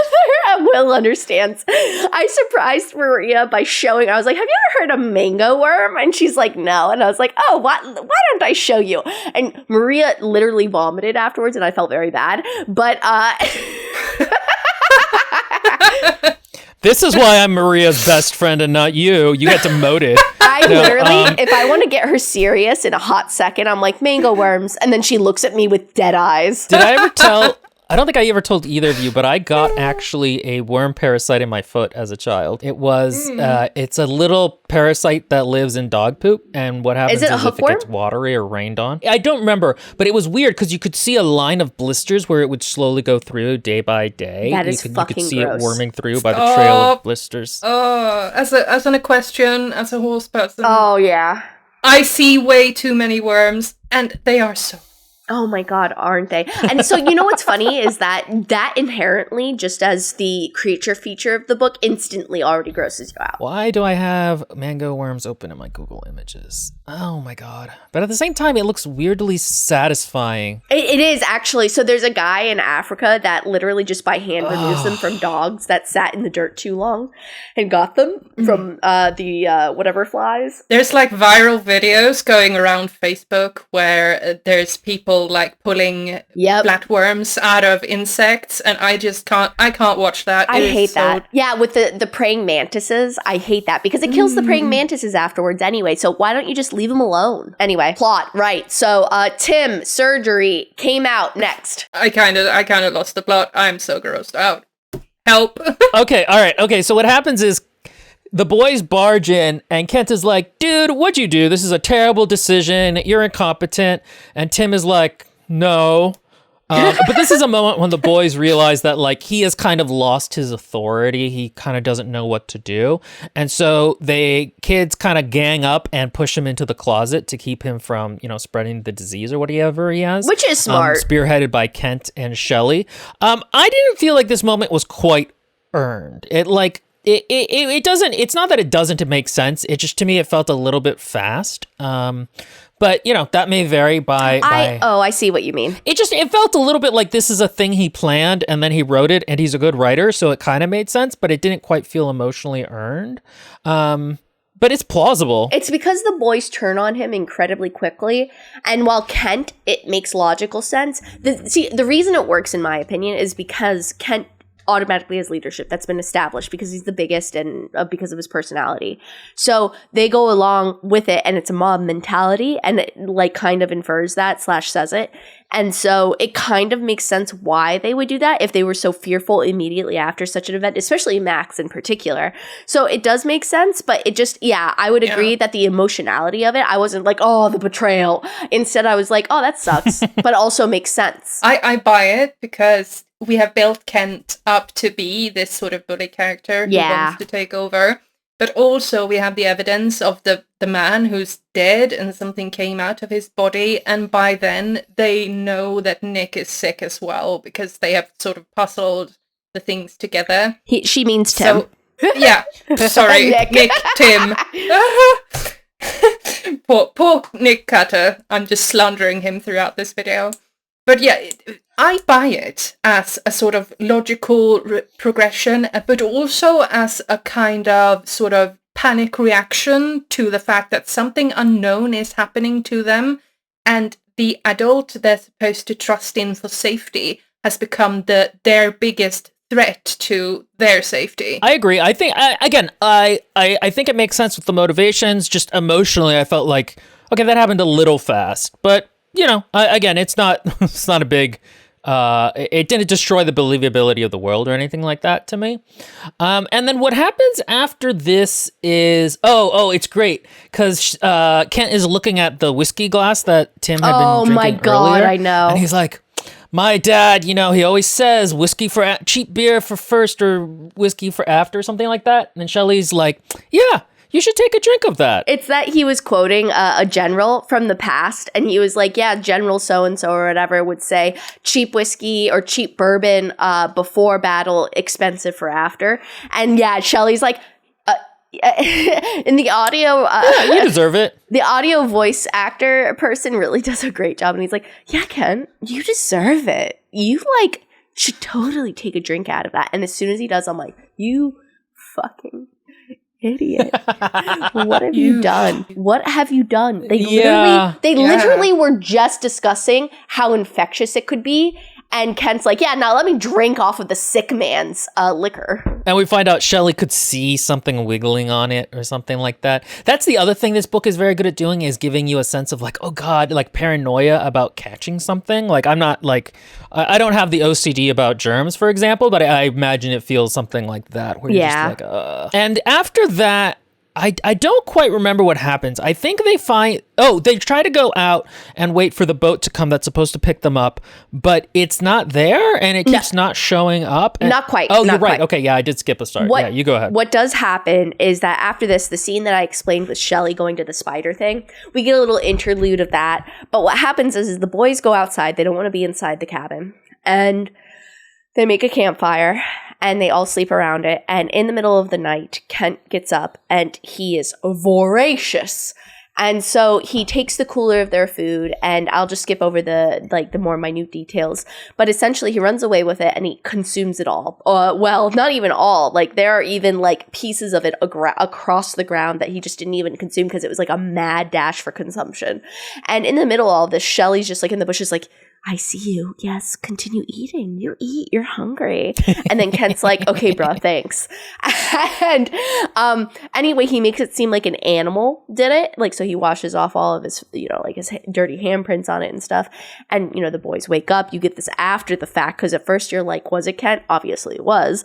But, the boys don't know this. And so they find it. They're like, oh, an animal must have made off with it. And so thus begins their panic because they have no food. And they really don't have any shelter. But the one redeeming factor is that this boat is supposed to come for them at a certain time. And, if I remember correctly, you get pieces of their, relationships. This is a big focus on, some past things, as well as a combination. Actually, we skipped over the one part that I really like. Oh, no, we didn't. We didn't get there yet. So the boys try to survive. I know I'm skipping over a couple of things, but for the sake of brevity, the next important thing that happens is that there originally, when the boys went to the island with Tim, there was supposed to be a big cyclone storm.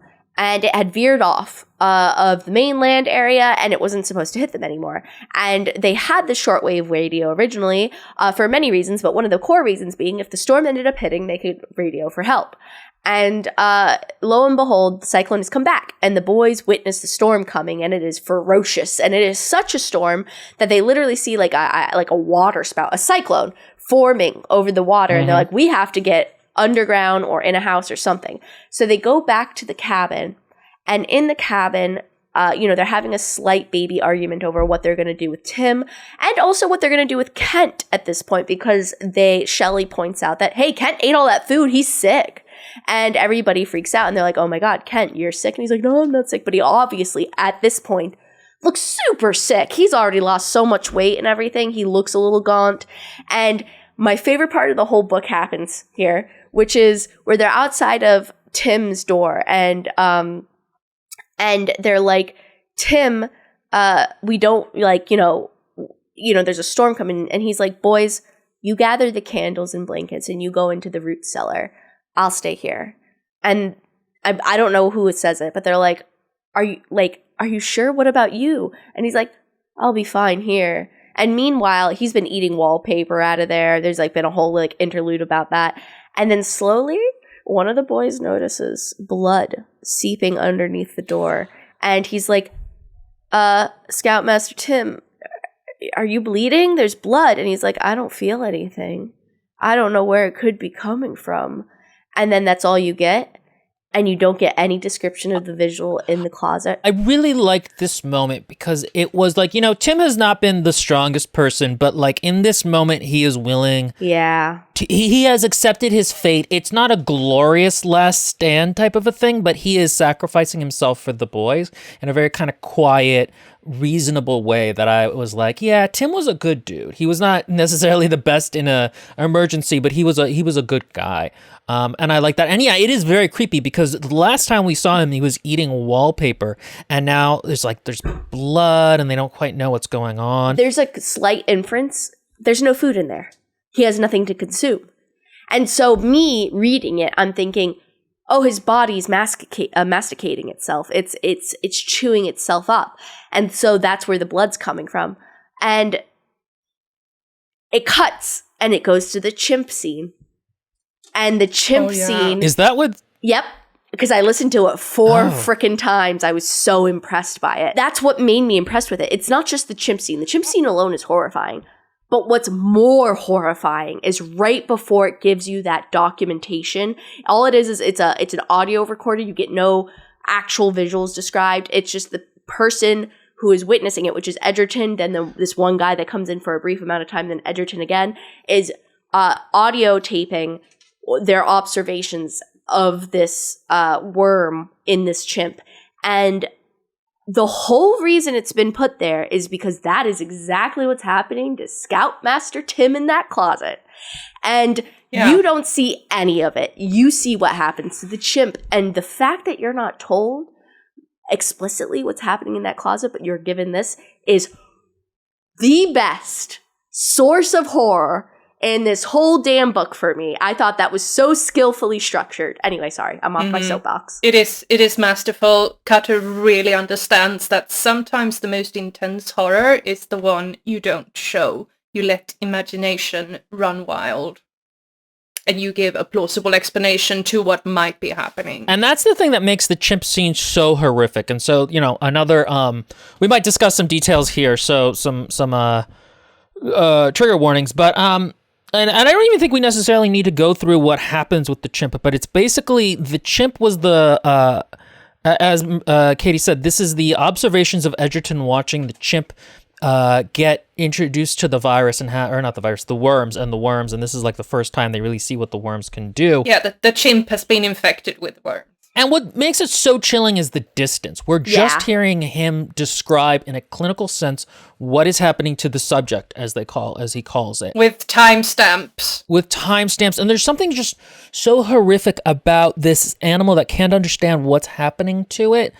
Just physically, again, I don't even really want to describe it. It's described, the details are there, and the details are so... It's very good. Go read it. No, don't. It'll ruin your fucking day. Just take our word. Cutter describes that the chimp begins to vocalize, and it begins to change its behavior. Basically speaking, what you need to know is that you will begin to eat yourself if you do not have anything else to eat. We learn about like the conqueror worm who like kind of comes out of him, that was controlling the chimp. There's a really great, like, so Edgerton has been the one writing down the notes for this. And then at some point, apparently, he just, like, it was his turn for the shift to be done. Okay, this is what I was going to get at. Yeah, and it gets shifted to his assistant coming in. And his assistant, immediately the tone changes to, like, oh my God, what is happening? It's not even a chimp anymore. It's, like, just this absolute horror. There's nice subtle differences in the narration style, too. It's because Edgerton this whole time is the subject this, the subject that, and immediately this new person's like, she, oh my God, she's just, what is she doing? And then it's like, and so you get the she, which personalizes it, and then combo that with the absolute, and then he has to like relieve himself, and Edgerton comes back. But I like really like, again, like Will said, you basically start to eat yourself, but it's not even just that. The worms and how many, and the absolute overabundance, and then the grossest part being when the chimp finally is almost like fully just I mean, it is gone mentally, and just drags itself over to the worm that came out of its anus and prolapsed it, is just like on the ground curled up, and it starts to eat the worm. And I'm just like, oh, man. Yeah, that's the point where I had to be sick. Yeah, I don't blame you. That is actually quite a sick... Again, I made my husband listen to it. It hit me so hard. I literally was like, this is the worst this book has been up until the most disturbing. It's fucking brutal. I would almost like to go over this in a critique with Katie to look at, because again, the way he's able to build it, because it sounds horrific from what we're saying, but part of what's horrific about it is how he set it up, how he isn't screwing up describing it, which another author might. But it's just, hey, I don't know who wants to watch that. It is like the cold clinical detachment of watching this animal in excruciating agony really just brings in the atmosphere of the scene, but it also kind of triggers you emotionally because you know that there are labs all over the world where some horrific animal testing is going on right now. It just hits that close to reality that I find it so disturbing. Agreed. And then also the punctuation, not that I read it, I listened to it, but you can hear the punctuation actually in the narration in this moment. The punctuation, even during Edgerton's speech when he's describing what is happening in the clinical nature, there's even this one part where he's like, there is blood. There's quite a lot of blood. And just the way he says it, like, even though it's clinical, it is... upon the third listen to it, I really noticed these details because I'm like, okay, what makes Why'd you do that to yourself? Well, I actually, it doesn't gross me out. It didn't actually sicken me. I'm just like, wow, this is the best. So on the third listen, I was curious, right? Because there are scenes like this I've attempted to write and I get too purple prosy about it. And so I'm like, okay, what makes Edgerton's narrate, because while the guy coming in does give you a nice break of the horrific nature of it through his tone, there is more horrifying nature. It's just Edgerton's delivery of it. And I'm like, okay, what is it? Because I almost have a perfect visual representation of what's happening, but he's describing it clinically. So it's not going into like as if you are there, the reader, seeing everything happen. So each word that is used there's like maybe a handful of descriptive words, like maybe like 6 or 7 that are used, but they are so importantly and key used in the right moments, like there is blood, there is quite a lot of blood. Even though it is really basic, the way it is delivered and when it is delivered, from the increasing degradation of the chimp. It just works where it is, and it's like, oh, you can picture just based off that little itty bitty description. I can picture the whole scene so vividly in my mind. Going back to what Lindbergh said a minute ago, though, about it kind of triggers you thinking about how this is a thing everyone does. I think this is a really good contrast because it works really well here, whereas he does something kind of similar in The Deep and it doesn't work. The main character in that book is a veterinarian, and there's a dog in the underwater station they're at, and the dog's about to be eaten by like some monstrous eldritch body horror. And he has a moment where he remembers being a veterinarian and having to put down dogs in shelters and going into empty concrete rooms with them, holding them for a minute, and then killing them because he has to put them down. And just knowing that they are alone in that moment. And it was such a soul-crushing description of a thing you know is real that it made all the rest of the horror feel showy and pointless. And so you have those two things work against each other, whereas here they work together because you know that what's happening in this scene actually, they perform really horrid experiments on primates. I mean, nothing as horrid as this, but it does. And so it's something, again, where by scaling it back to something more realistic, there is more horror in it. Yeah, and it's also a prelude to what you know is going to happen to the people in the book, yeah, core group that we care about. Lindbergh's right. Yeah. Honestly, just the again, this is where I feel like the craft, the structure really shines, is that you're given the right information at the right time in order to fear the right things for the right people. Like a symphony. Yeah, there's the bridge and the refrain. We should also explain that at this point, what Edgerton was trying to develop was a weight loss aid, where you would just like, as he says it's the holy grail. The three holy grails of modern medicine are weight loss without effort, male pattern baldness, and getting old, which is funny because now they actually sort of have a way to deal with male pattern baldness. But and actually back in the 90s, it also would have been an erectile dysfunction pill, but they got that. But so like that's what it is, and everybody's like, that's so gross, and he's like, it's not that gross. People in Mexico already do this with like actual tapeworms, their clinics, and so I found that so depressing that this isn't real. That you can't actually just take a pill and lose weight. That, I think, is probably... Shut up, Willie. Is Is that your takeaway from this book? Like, seriously, guys, if you find Will absolutely hysterical, leave a laughing emoji down in the... Oh, yeah, there you go. If not, put a like one of those little tombstone cemetery things. Put a knife and a sad emoji if you didn't find it funny. Yeah, exactly. Lindbergh does not fuck around with me. But anyway, I really liked that as like this is science going kind of crazy. Like I like that as like, oh, this is what they were trying to do and it just went into overdrive. Later there'll be some stuff about how this was also supposed to be a weapons bioweapon, and that I liked a lot less because it also just makes a lot less sense.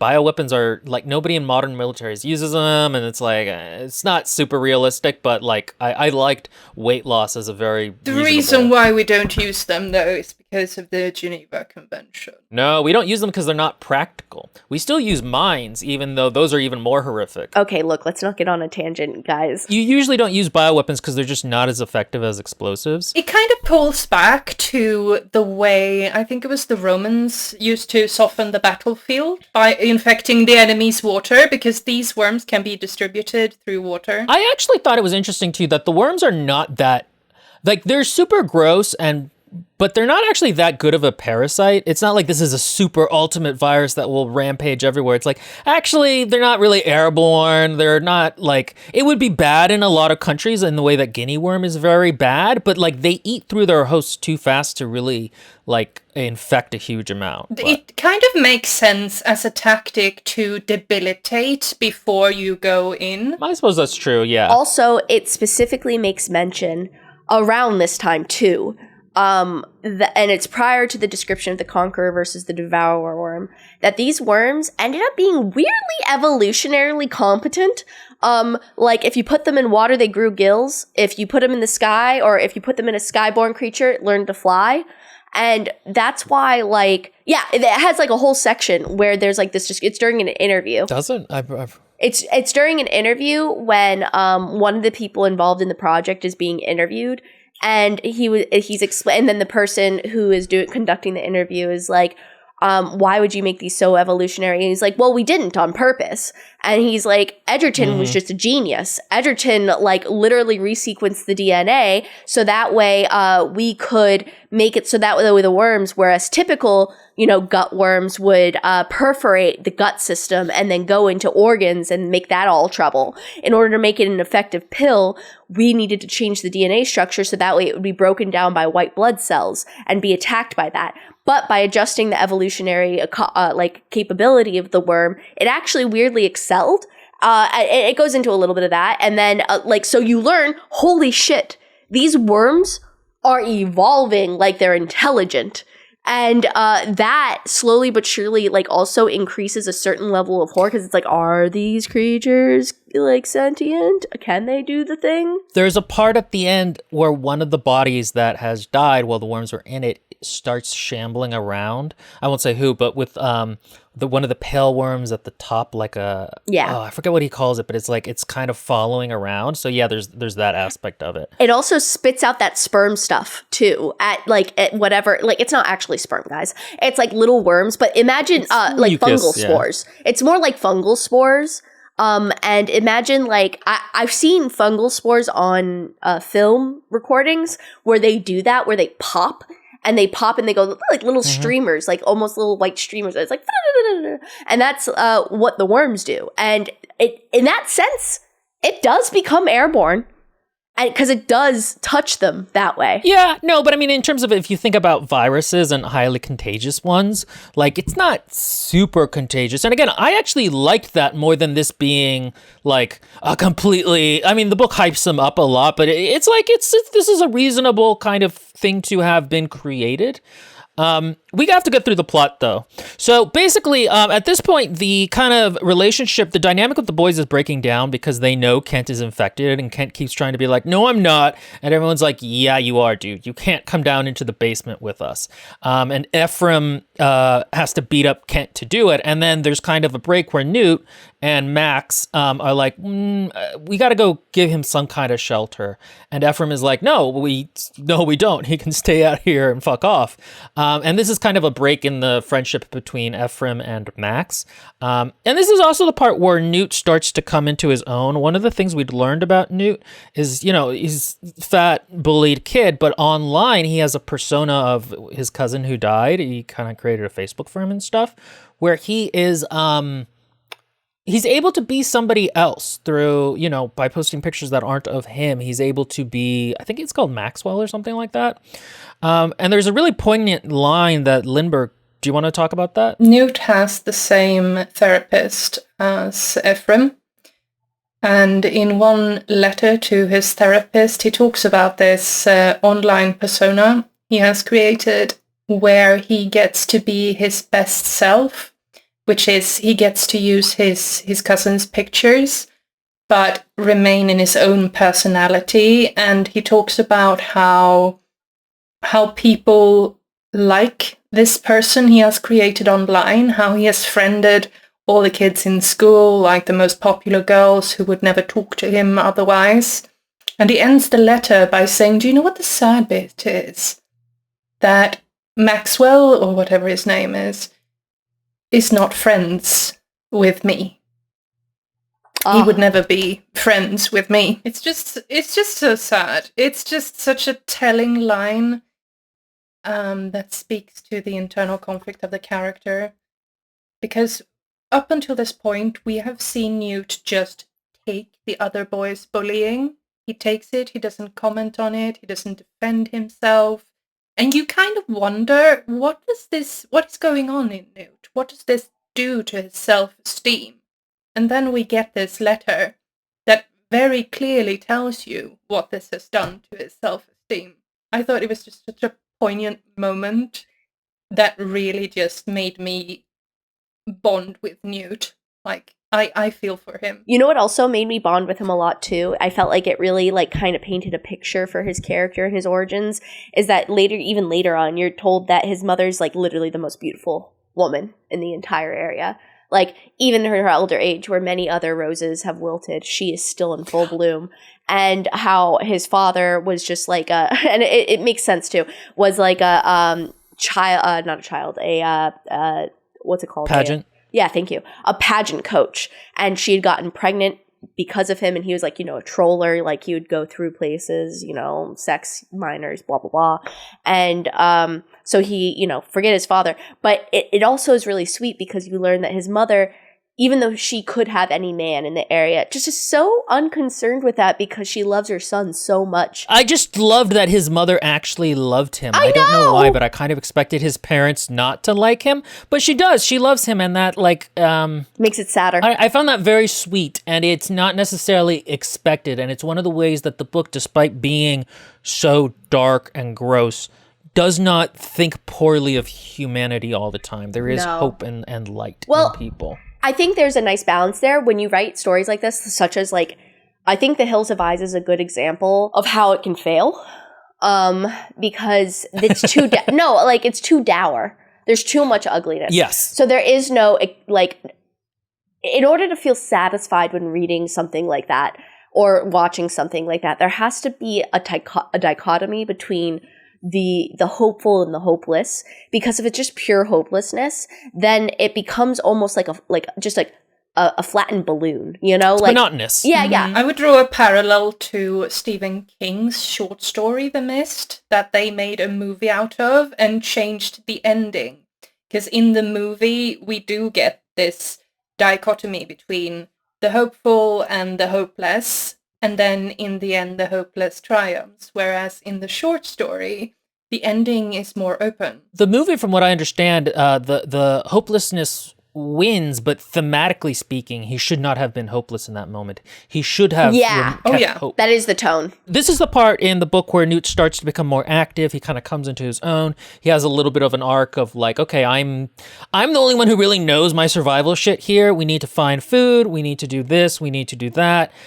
Ephraim, so there's the whole scene where they're now they all go down into the basement. They eventually let Kent in as well.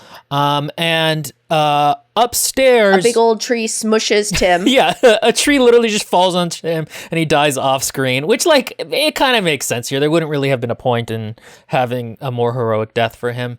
After the storm, they go up, and this is the other scene that I felt like kind of grossed me out, like a good amount, was that the worms come out of Tim's body in a writhing ball. They describe it like snakes, how sometimes snakes will form a ball when they're like making the sex.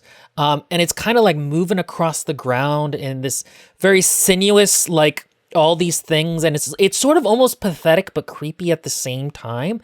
And that, it really hit me because it's just like, worms. Like, it's just such a primal, like, moment.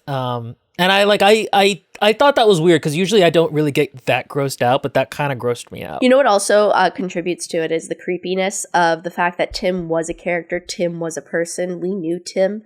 And now it's described how his one foot is up at an angle because when the tree came down, it, smushed his skull and his torso and basically made his pelvis and legs go upwards, which flung off one of his boots, and now all you see is one of his toes, and it's like deathly. And so he's become he's become an object rather than a person in this moment, and that, of course, is, I feel like, communicable with many people who have encountered death and how somebody or something was a thing and now no longer is that thing. Yeah, and the unglorious of death. Yeah. Just the desecration of this beloved character. The lack of dignity. He is no longer... Yeah. And so, I don't know, I think they defeat it somehow. Like, I think they just cut it or something like that. No. What happens is they go outside, they escape because they run away, and then they figure out that they need Newt's handbook and they need the rope from inside to build a trap for animals.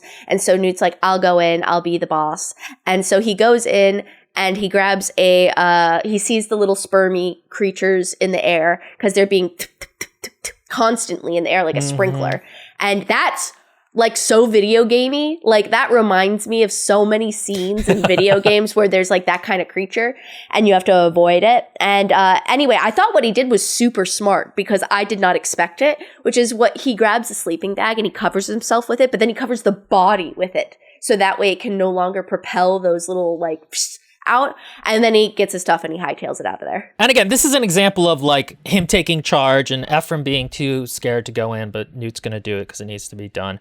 Ephraim by this point has begun to be paranoid that he broke his the skin of his knuckles when he had to beat up Kent from getting in, and he's beginning to get paranoid that there's something in them now, that he got infected. They keep Kent in the basement, and Kent basically just starts to wither away. They're going to describe at one point later that he's eaten off the tips of his fingers, and eaten so many bugs that his braces are full of little insect things, and that there's only one tooth still in his gums and the rest are just being held together by his braces. And as he walks out of the cellar, that one tooth unsuctions itself from his gums, and so a bracelet of teeth come down. Yeah, that was the description I remember, is a bracelet of teeth. It's so fucking gross. Sometimes I have nightmares where my teeth just start Me too. falling out. Oh, that really? scene was so hard to It was. Yeah. Yeah, it was like a nightmare. So, but we don't get to that part yet. Basically, Ephraim won't go and help get food, so Newt and Max go off on their own. They find some berries. Can I just comment on Ephraim? This is one of those times where Cutter shows that he's a really clever writer, because Ephraim has been introduced as the angry kid, but we also get sort of the background and the context where his father broke his arm at one point and now he's in prison. And we know that beneath Ephraim's anger, he is fragile. We see him acting out. We see him challenging authority. We see him do things because his sense of self isn't very solid. And when he punches out Kent and it becomes so obvious that Kent is sick, we do see how this fear just begins to break down Ephraim's psyche little by little. How even the possibility that he is sick is too much for him to handle mentally. And this is how all that character work really helps reinforce the horror later. In terms of like, it's not just like, oh, we're making them more human. It's no, that's going to be reflected in the horror. Yeah, that's nice. So each one's like a little mini thesis of itself, which is really, skillful writing. It all just works together, like Lindbergh said in a symphony. But so Shelley takes full advantage of this moment and starts radioing Ephraim while he's alone and the other two boys are out looking for food. And he's like, yo, Ephraim, I saw the worm on your fingernail. It's probably inside you. You should cut it out. And so lo and behold, Ephraim begins cutting into his body with his little Swiss Army knife thing, and it's really gross. And that's the thing that we mentioned at the beginning with the worm and the Achilles heel. And meanwhile, Shelley is feeding Kent through the cellar door like bugs, saying it's peanut brittle, or like things like worms, saying it's meat. You know what I thought he was going to do? Because he gets the dead bugs from by the Body. light bulb. I thought he was going to give him the light bulb and say it was peanut brittle. Oh. A la that one horror movie. But Yeah. no, it was just bugs. And I was like, okay, thank God. Yeah, that is true. But like, it's still very gross.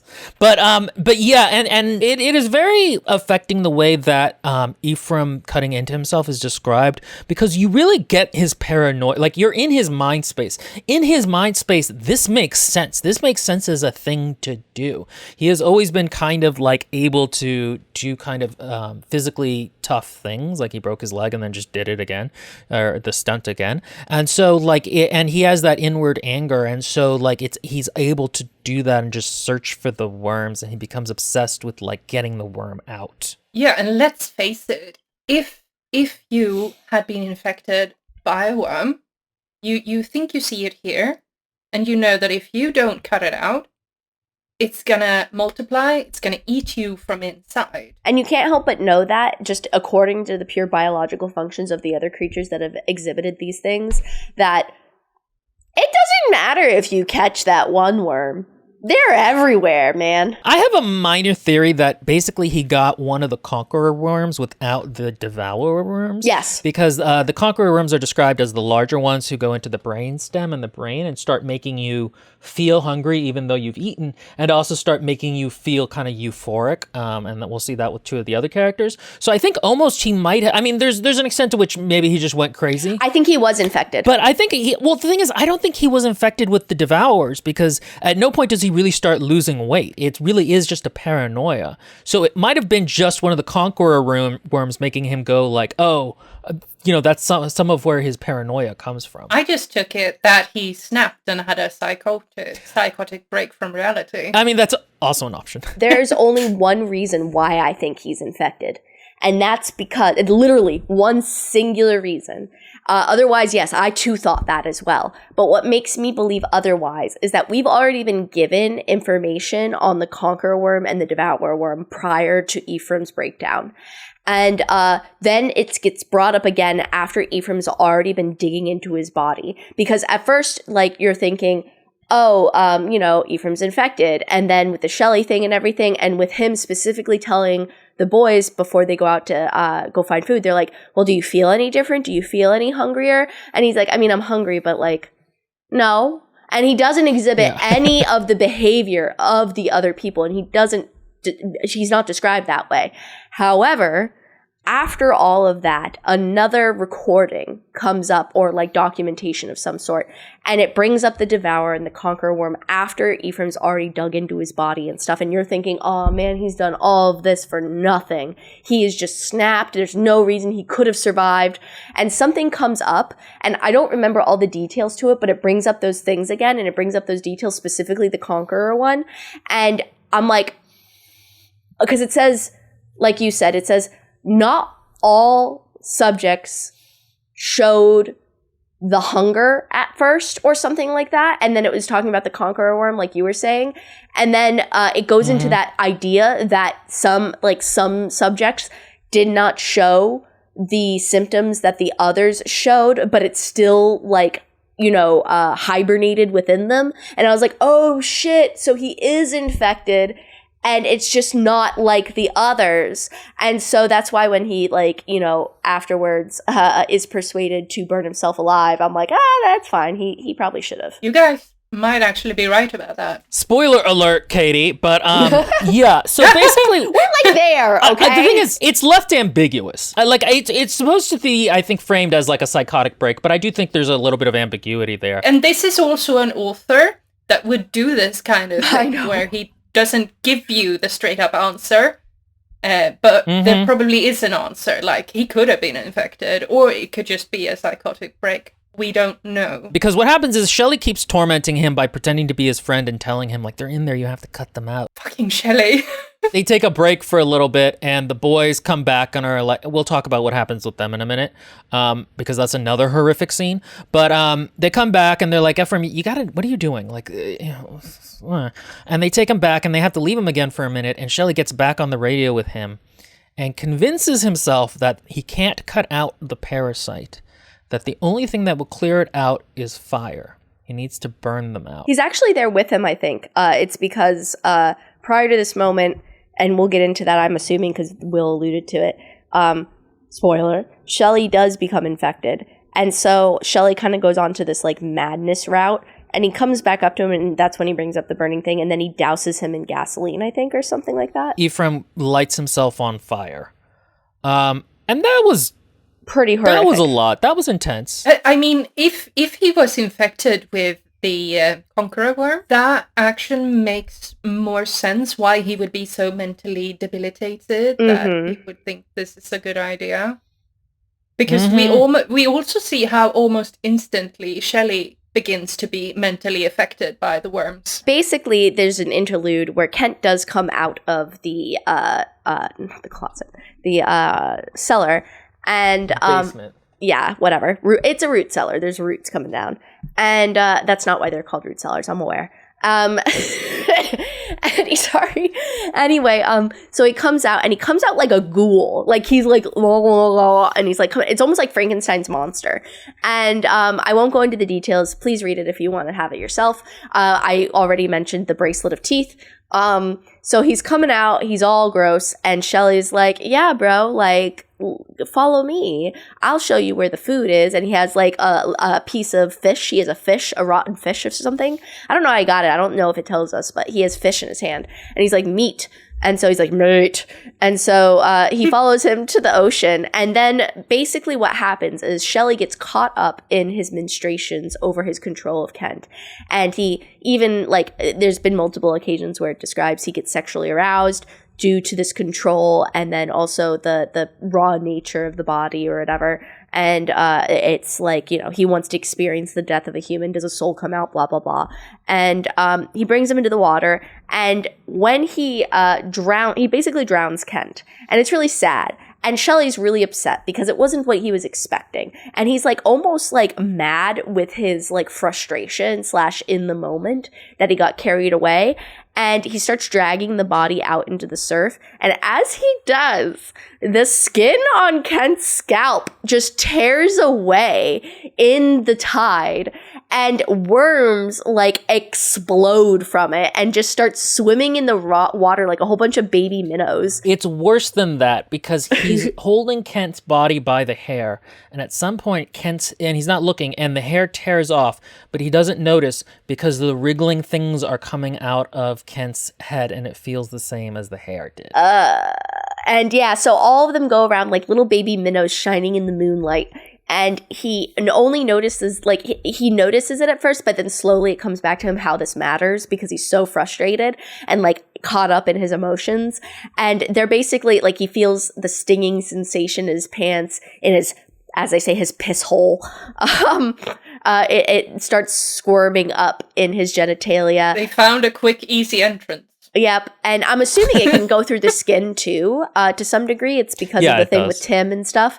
And so, anyway, he's infected. Yeah, and he's like he's not pleased by that. He almost just kind of takes it in stride though, like, oh shit, I'm gonna die now. He's so pragmatic. I know. Yeah. He kind of just accepts it and then figures, how much shit can I cause before I evolve into this other thing? I thought what he was going to do was eat Ephraim. I thought there was going to be some cannibalism involved, but actually he doesn't. There's actually surprisingly small amount. There's like no cannibalism in this book, despite it being about people being surprisingly small amounts of cannibalism. It was. I thought there's some auto cannibalism. I thought for certain somebody was going to eat. I thought he was going to take Scoutmaster Tim's leg or something, or the guy's something, the hungry man's corpse or whatever. I just thought somebody was going to take a piece of a body. I thought he was going to feed Kent a piece of a body, but no, none of that ever happens, luckily, to some degree, because I feel like that would be almost like overkill in some ways.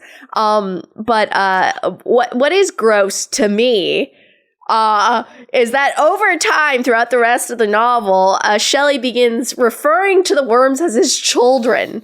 And he's like, I have to give birth to my children. I think it's during the scene with Kent, but it's also described all of the little wrigglers coming out of his skin and out of his eyes and like almost in like stalks. Yeah. And that was also just another image that stuck with me.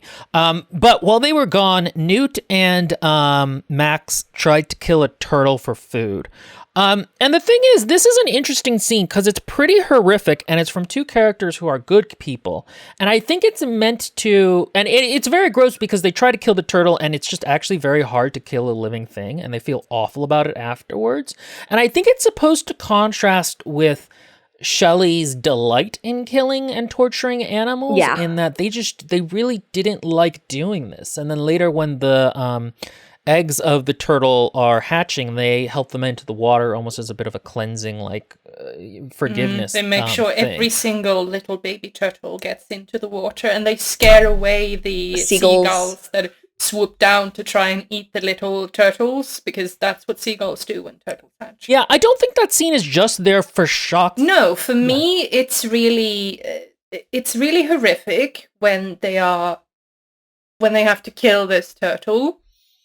because you sense their emotional agony over these actions.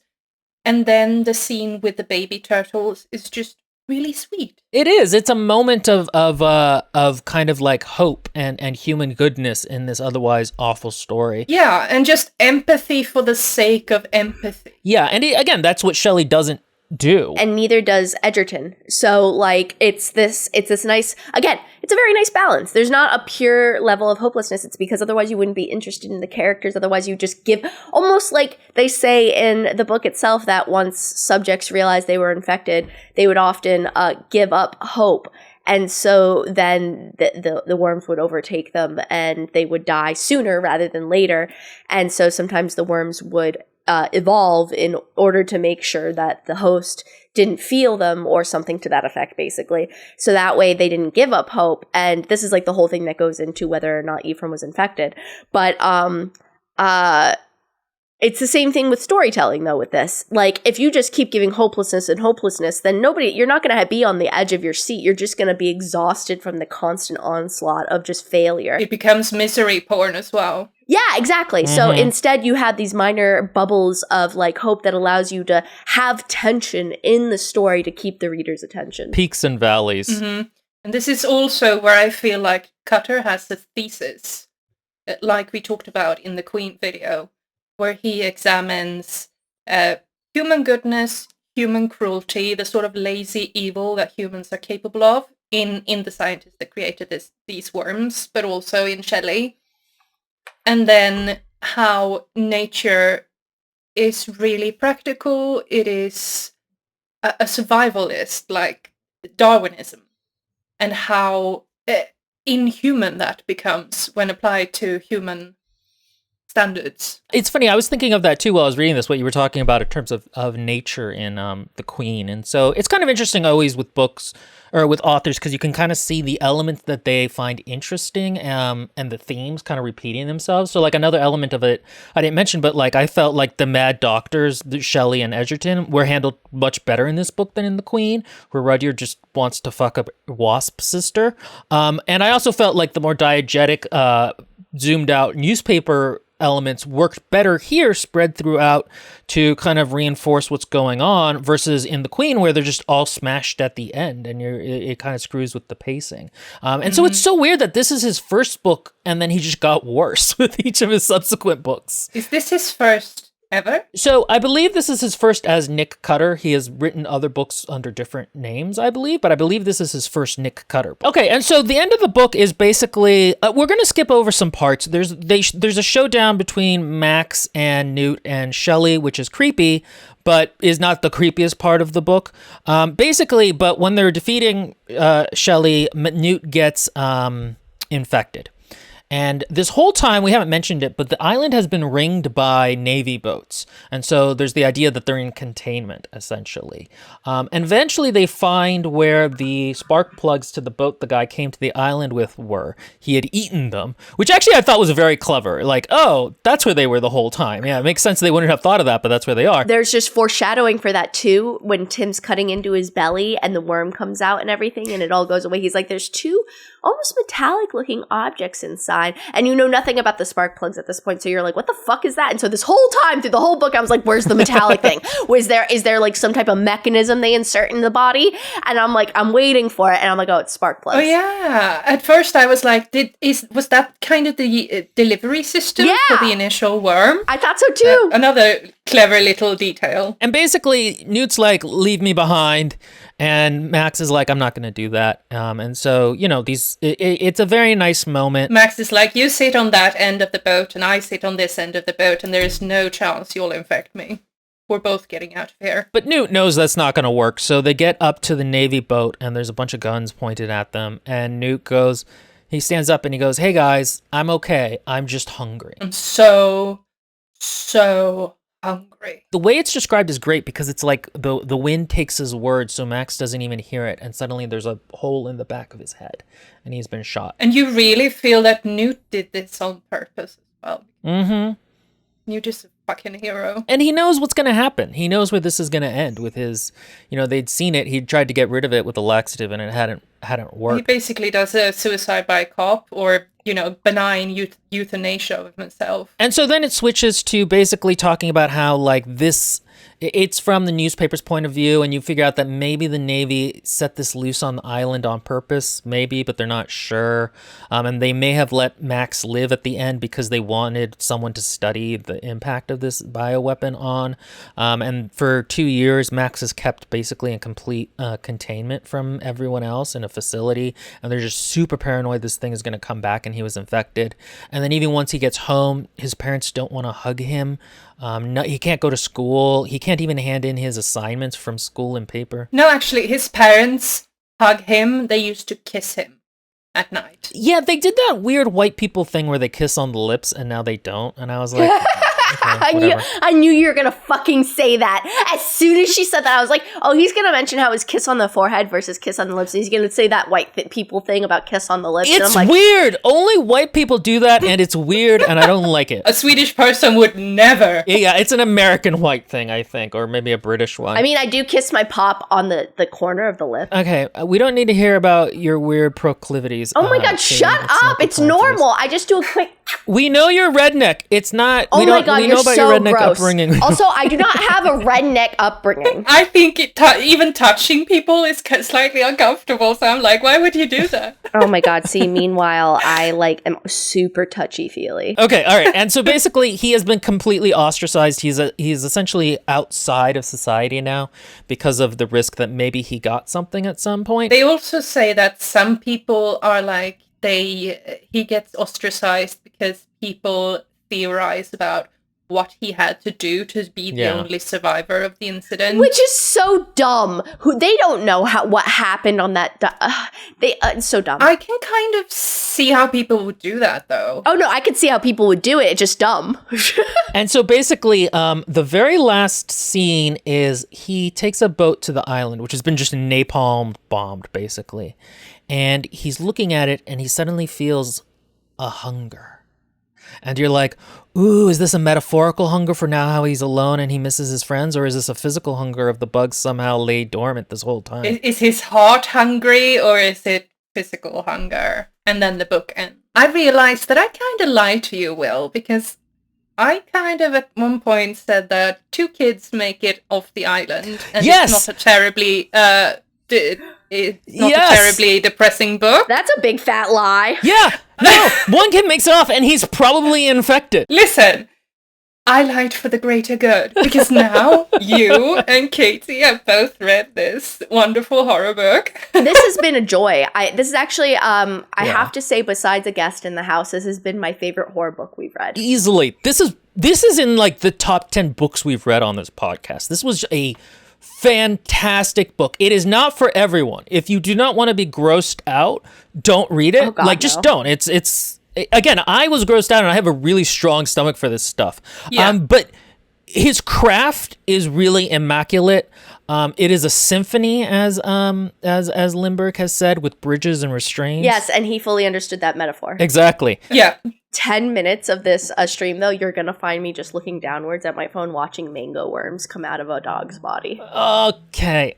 All right. And that's the thing, too, is that this book is just, it's very, I know this, our discussion of it was filled with a lot of really gross things, but I do just want to repeat that this book is a very good book. And I think I'm disappointed Cutter hasn't been able to follow it up with better books or as good of books. I am also disappointed that, like I said, it almost feels like he hit a home run with this one, and after that he is kind of struggling to reproduce this grand symphony. I completely agree. I think if an author can hit at least 1 home run, they've done their job as an author, at least. It's because at least you've got one. Yeah, at least he's got one. And it's a stunning book if you like body horror. So not for you, Maria. I know. I was like, oh man, we should have made Maria read. Oh, she could Maria not. would have died. She would have That quit. would have been really mean. She wouldn't have finished it because she did that once before where we told her and she's like, I can't finish it. And I was like, oh, okay. Well, that's not surprising. She used to be scared of Penny Dreadful, the show. Like, that terrified her. Oh, bless her. I know. Yeah, this is easily one of my top horror books that I have ever read. All I have to do now is make you two read Only the Good Indian, and then I can die complete. Our next horror read is going to be Between Two Fires, which I've been promised a Pope orgy from. We'll see. Evil Pope's Corp Sex Orgy. I stand corrected. If you guys in the comments have been enjoying this horror era of mine, please let us know. The Queen did very badly, but I'm hoping because this is a more popular book, this will do a little bit better. Have you guys read The Troop? What do you think of it? Do you have any other horror recommendations? Let us know in the comments below. Please do. Like this video and subscribe Yes, to the thanks, channel. Lindbergh. Check out the Discord.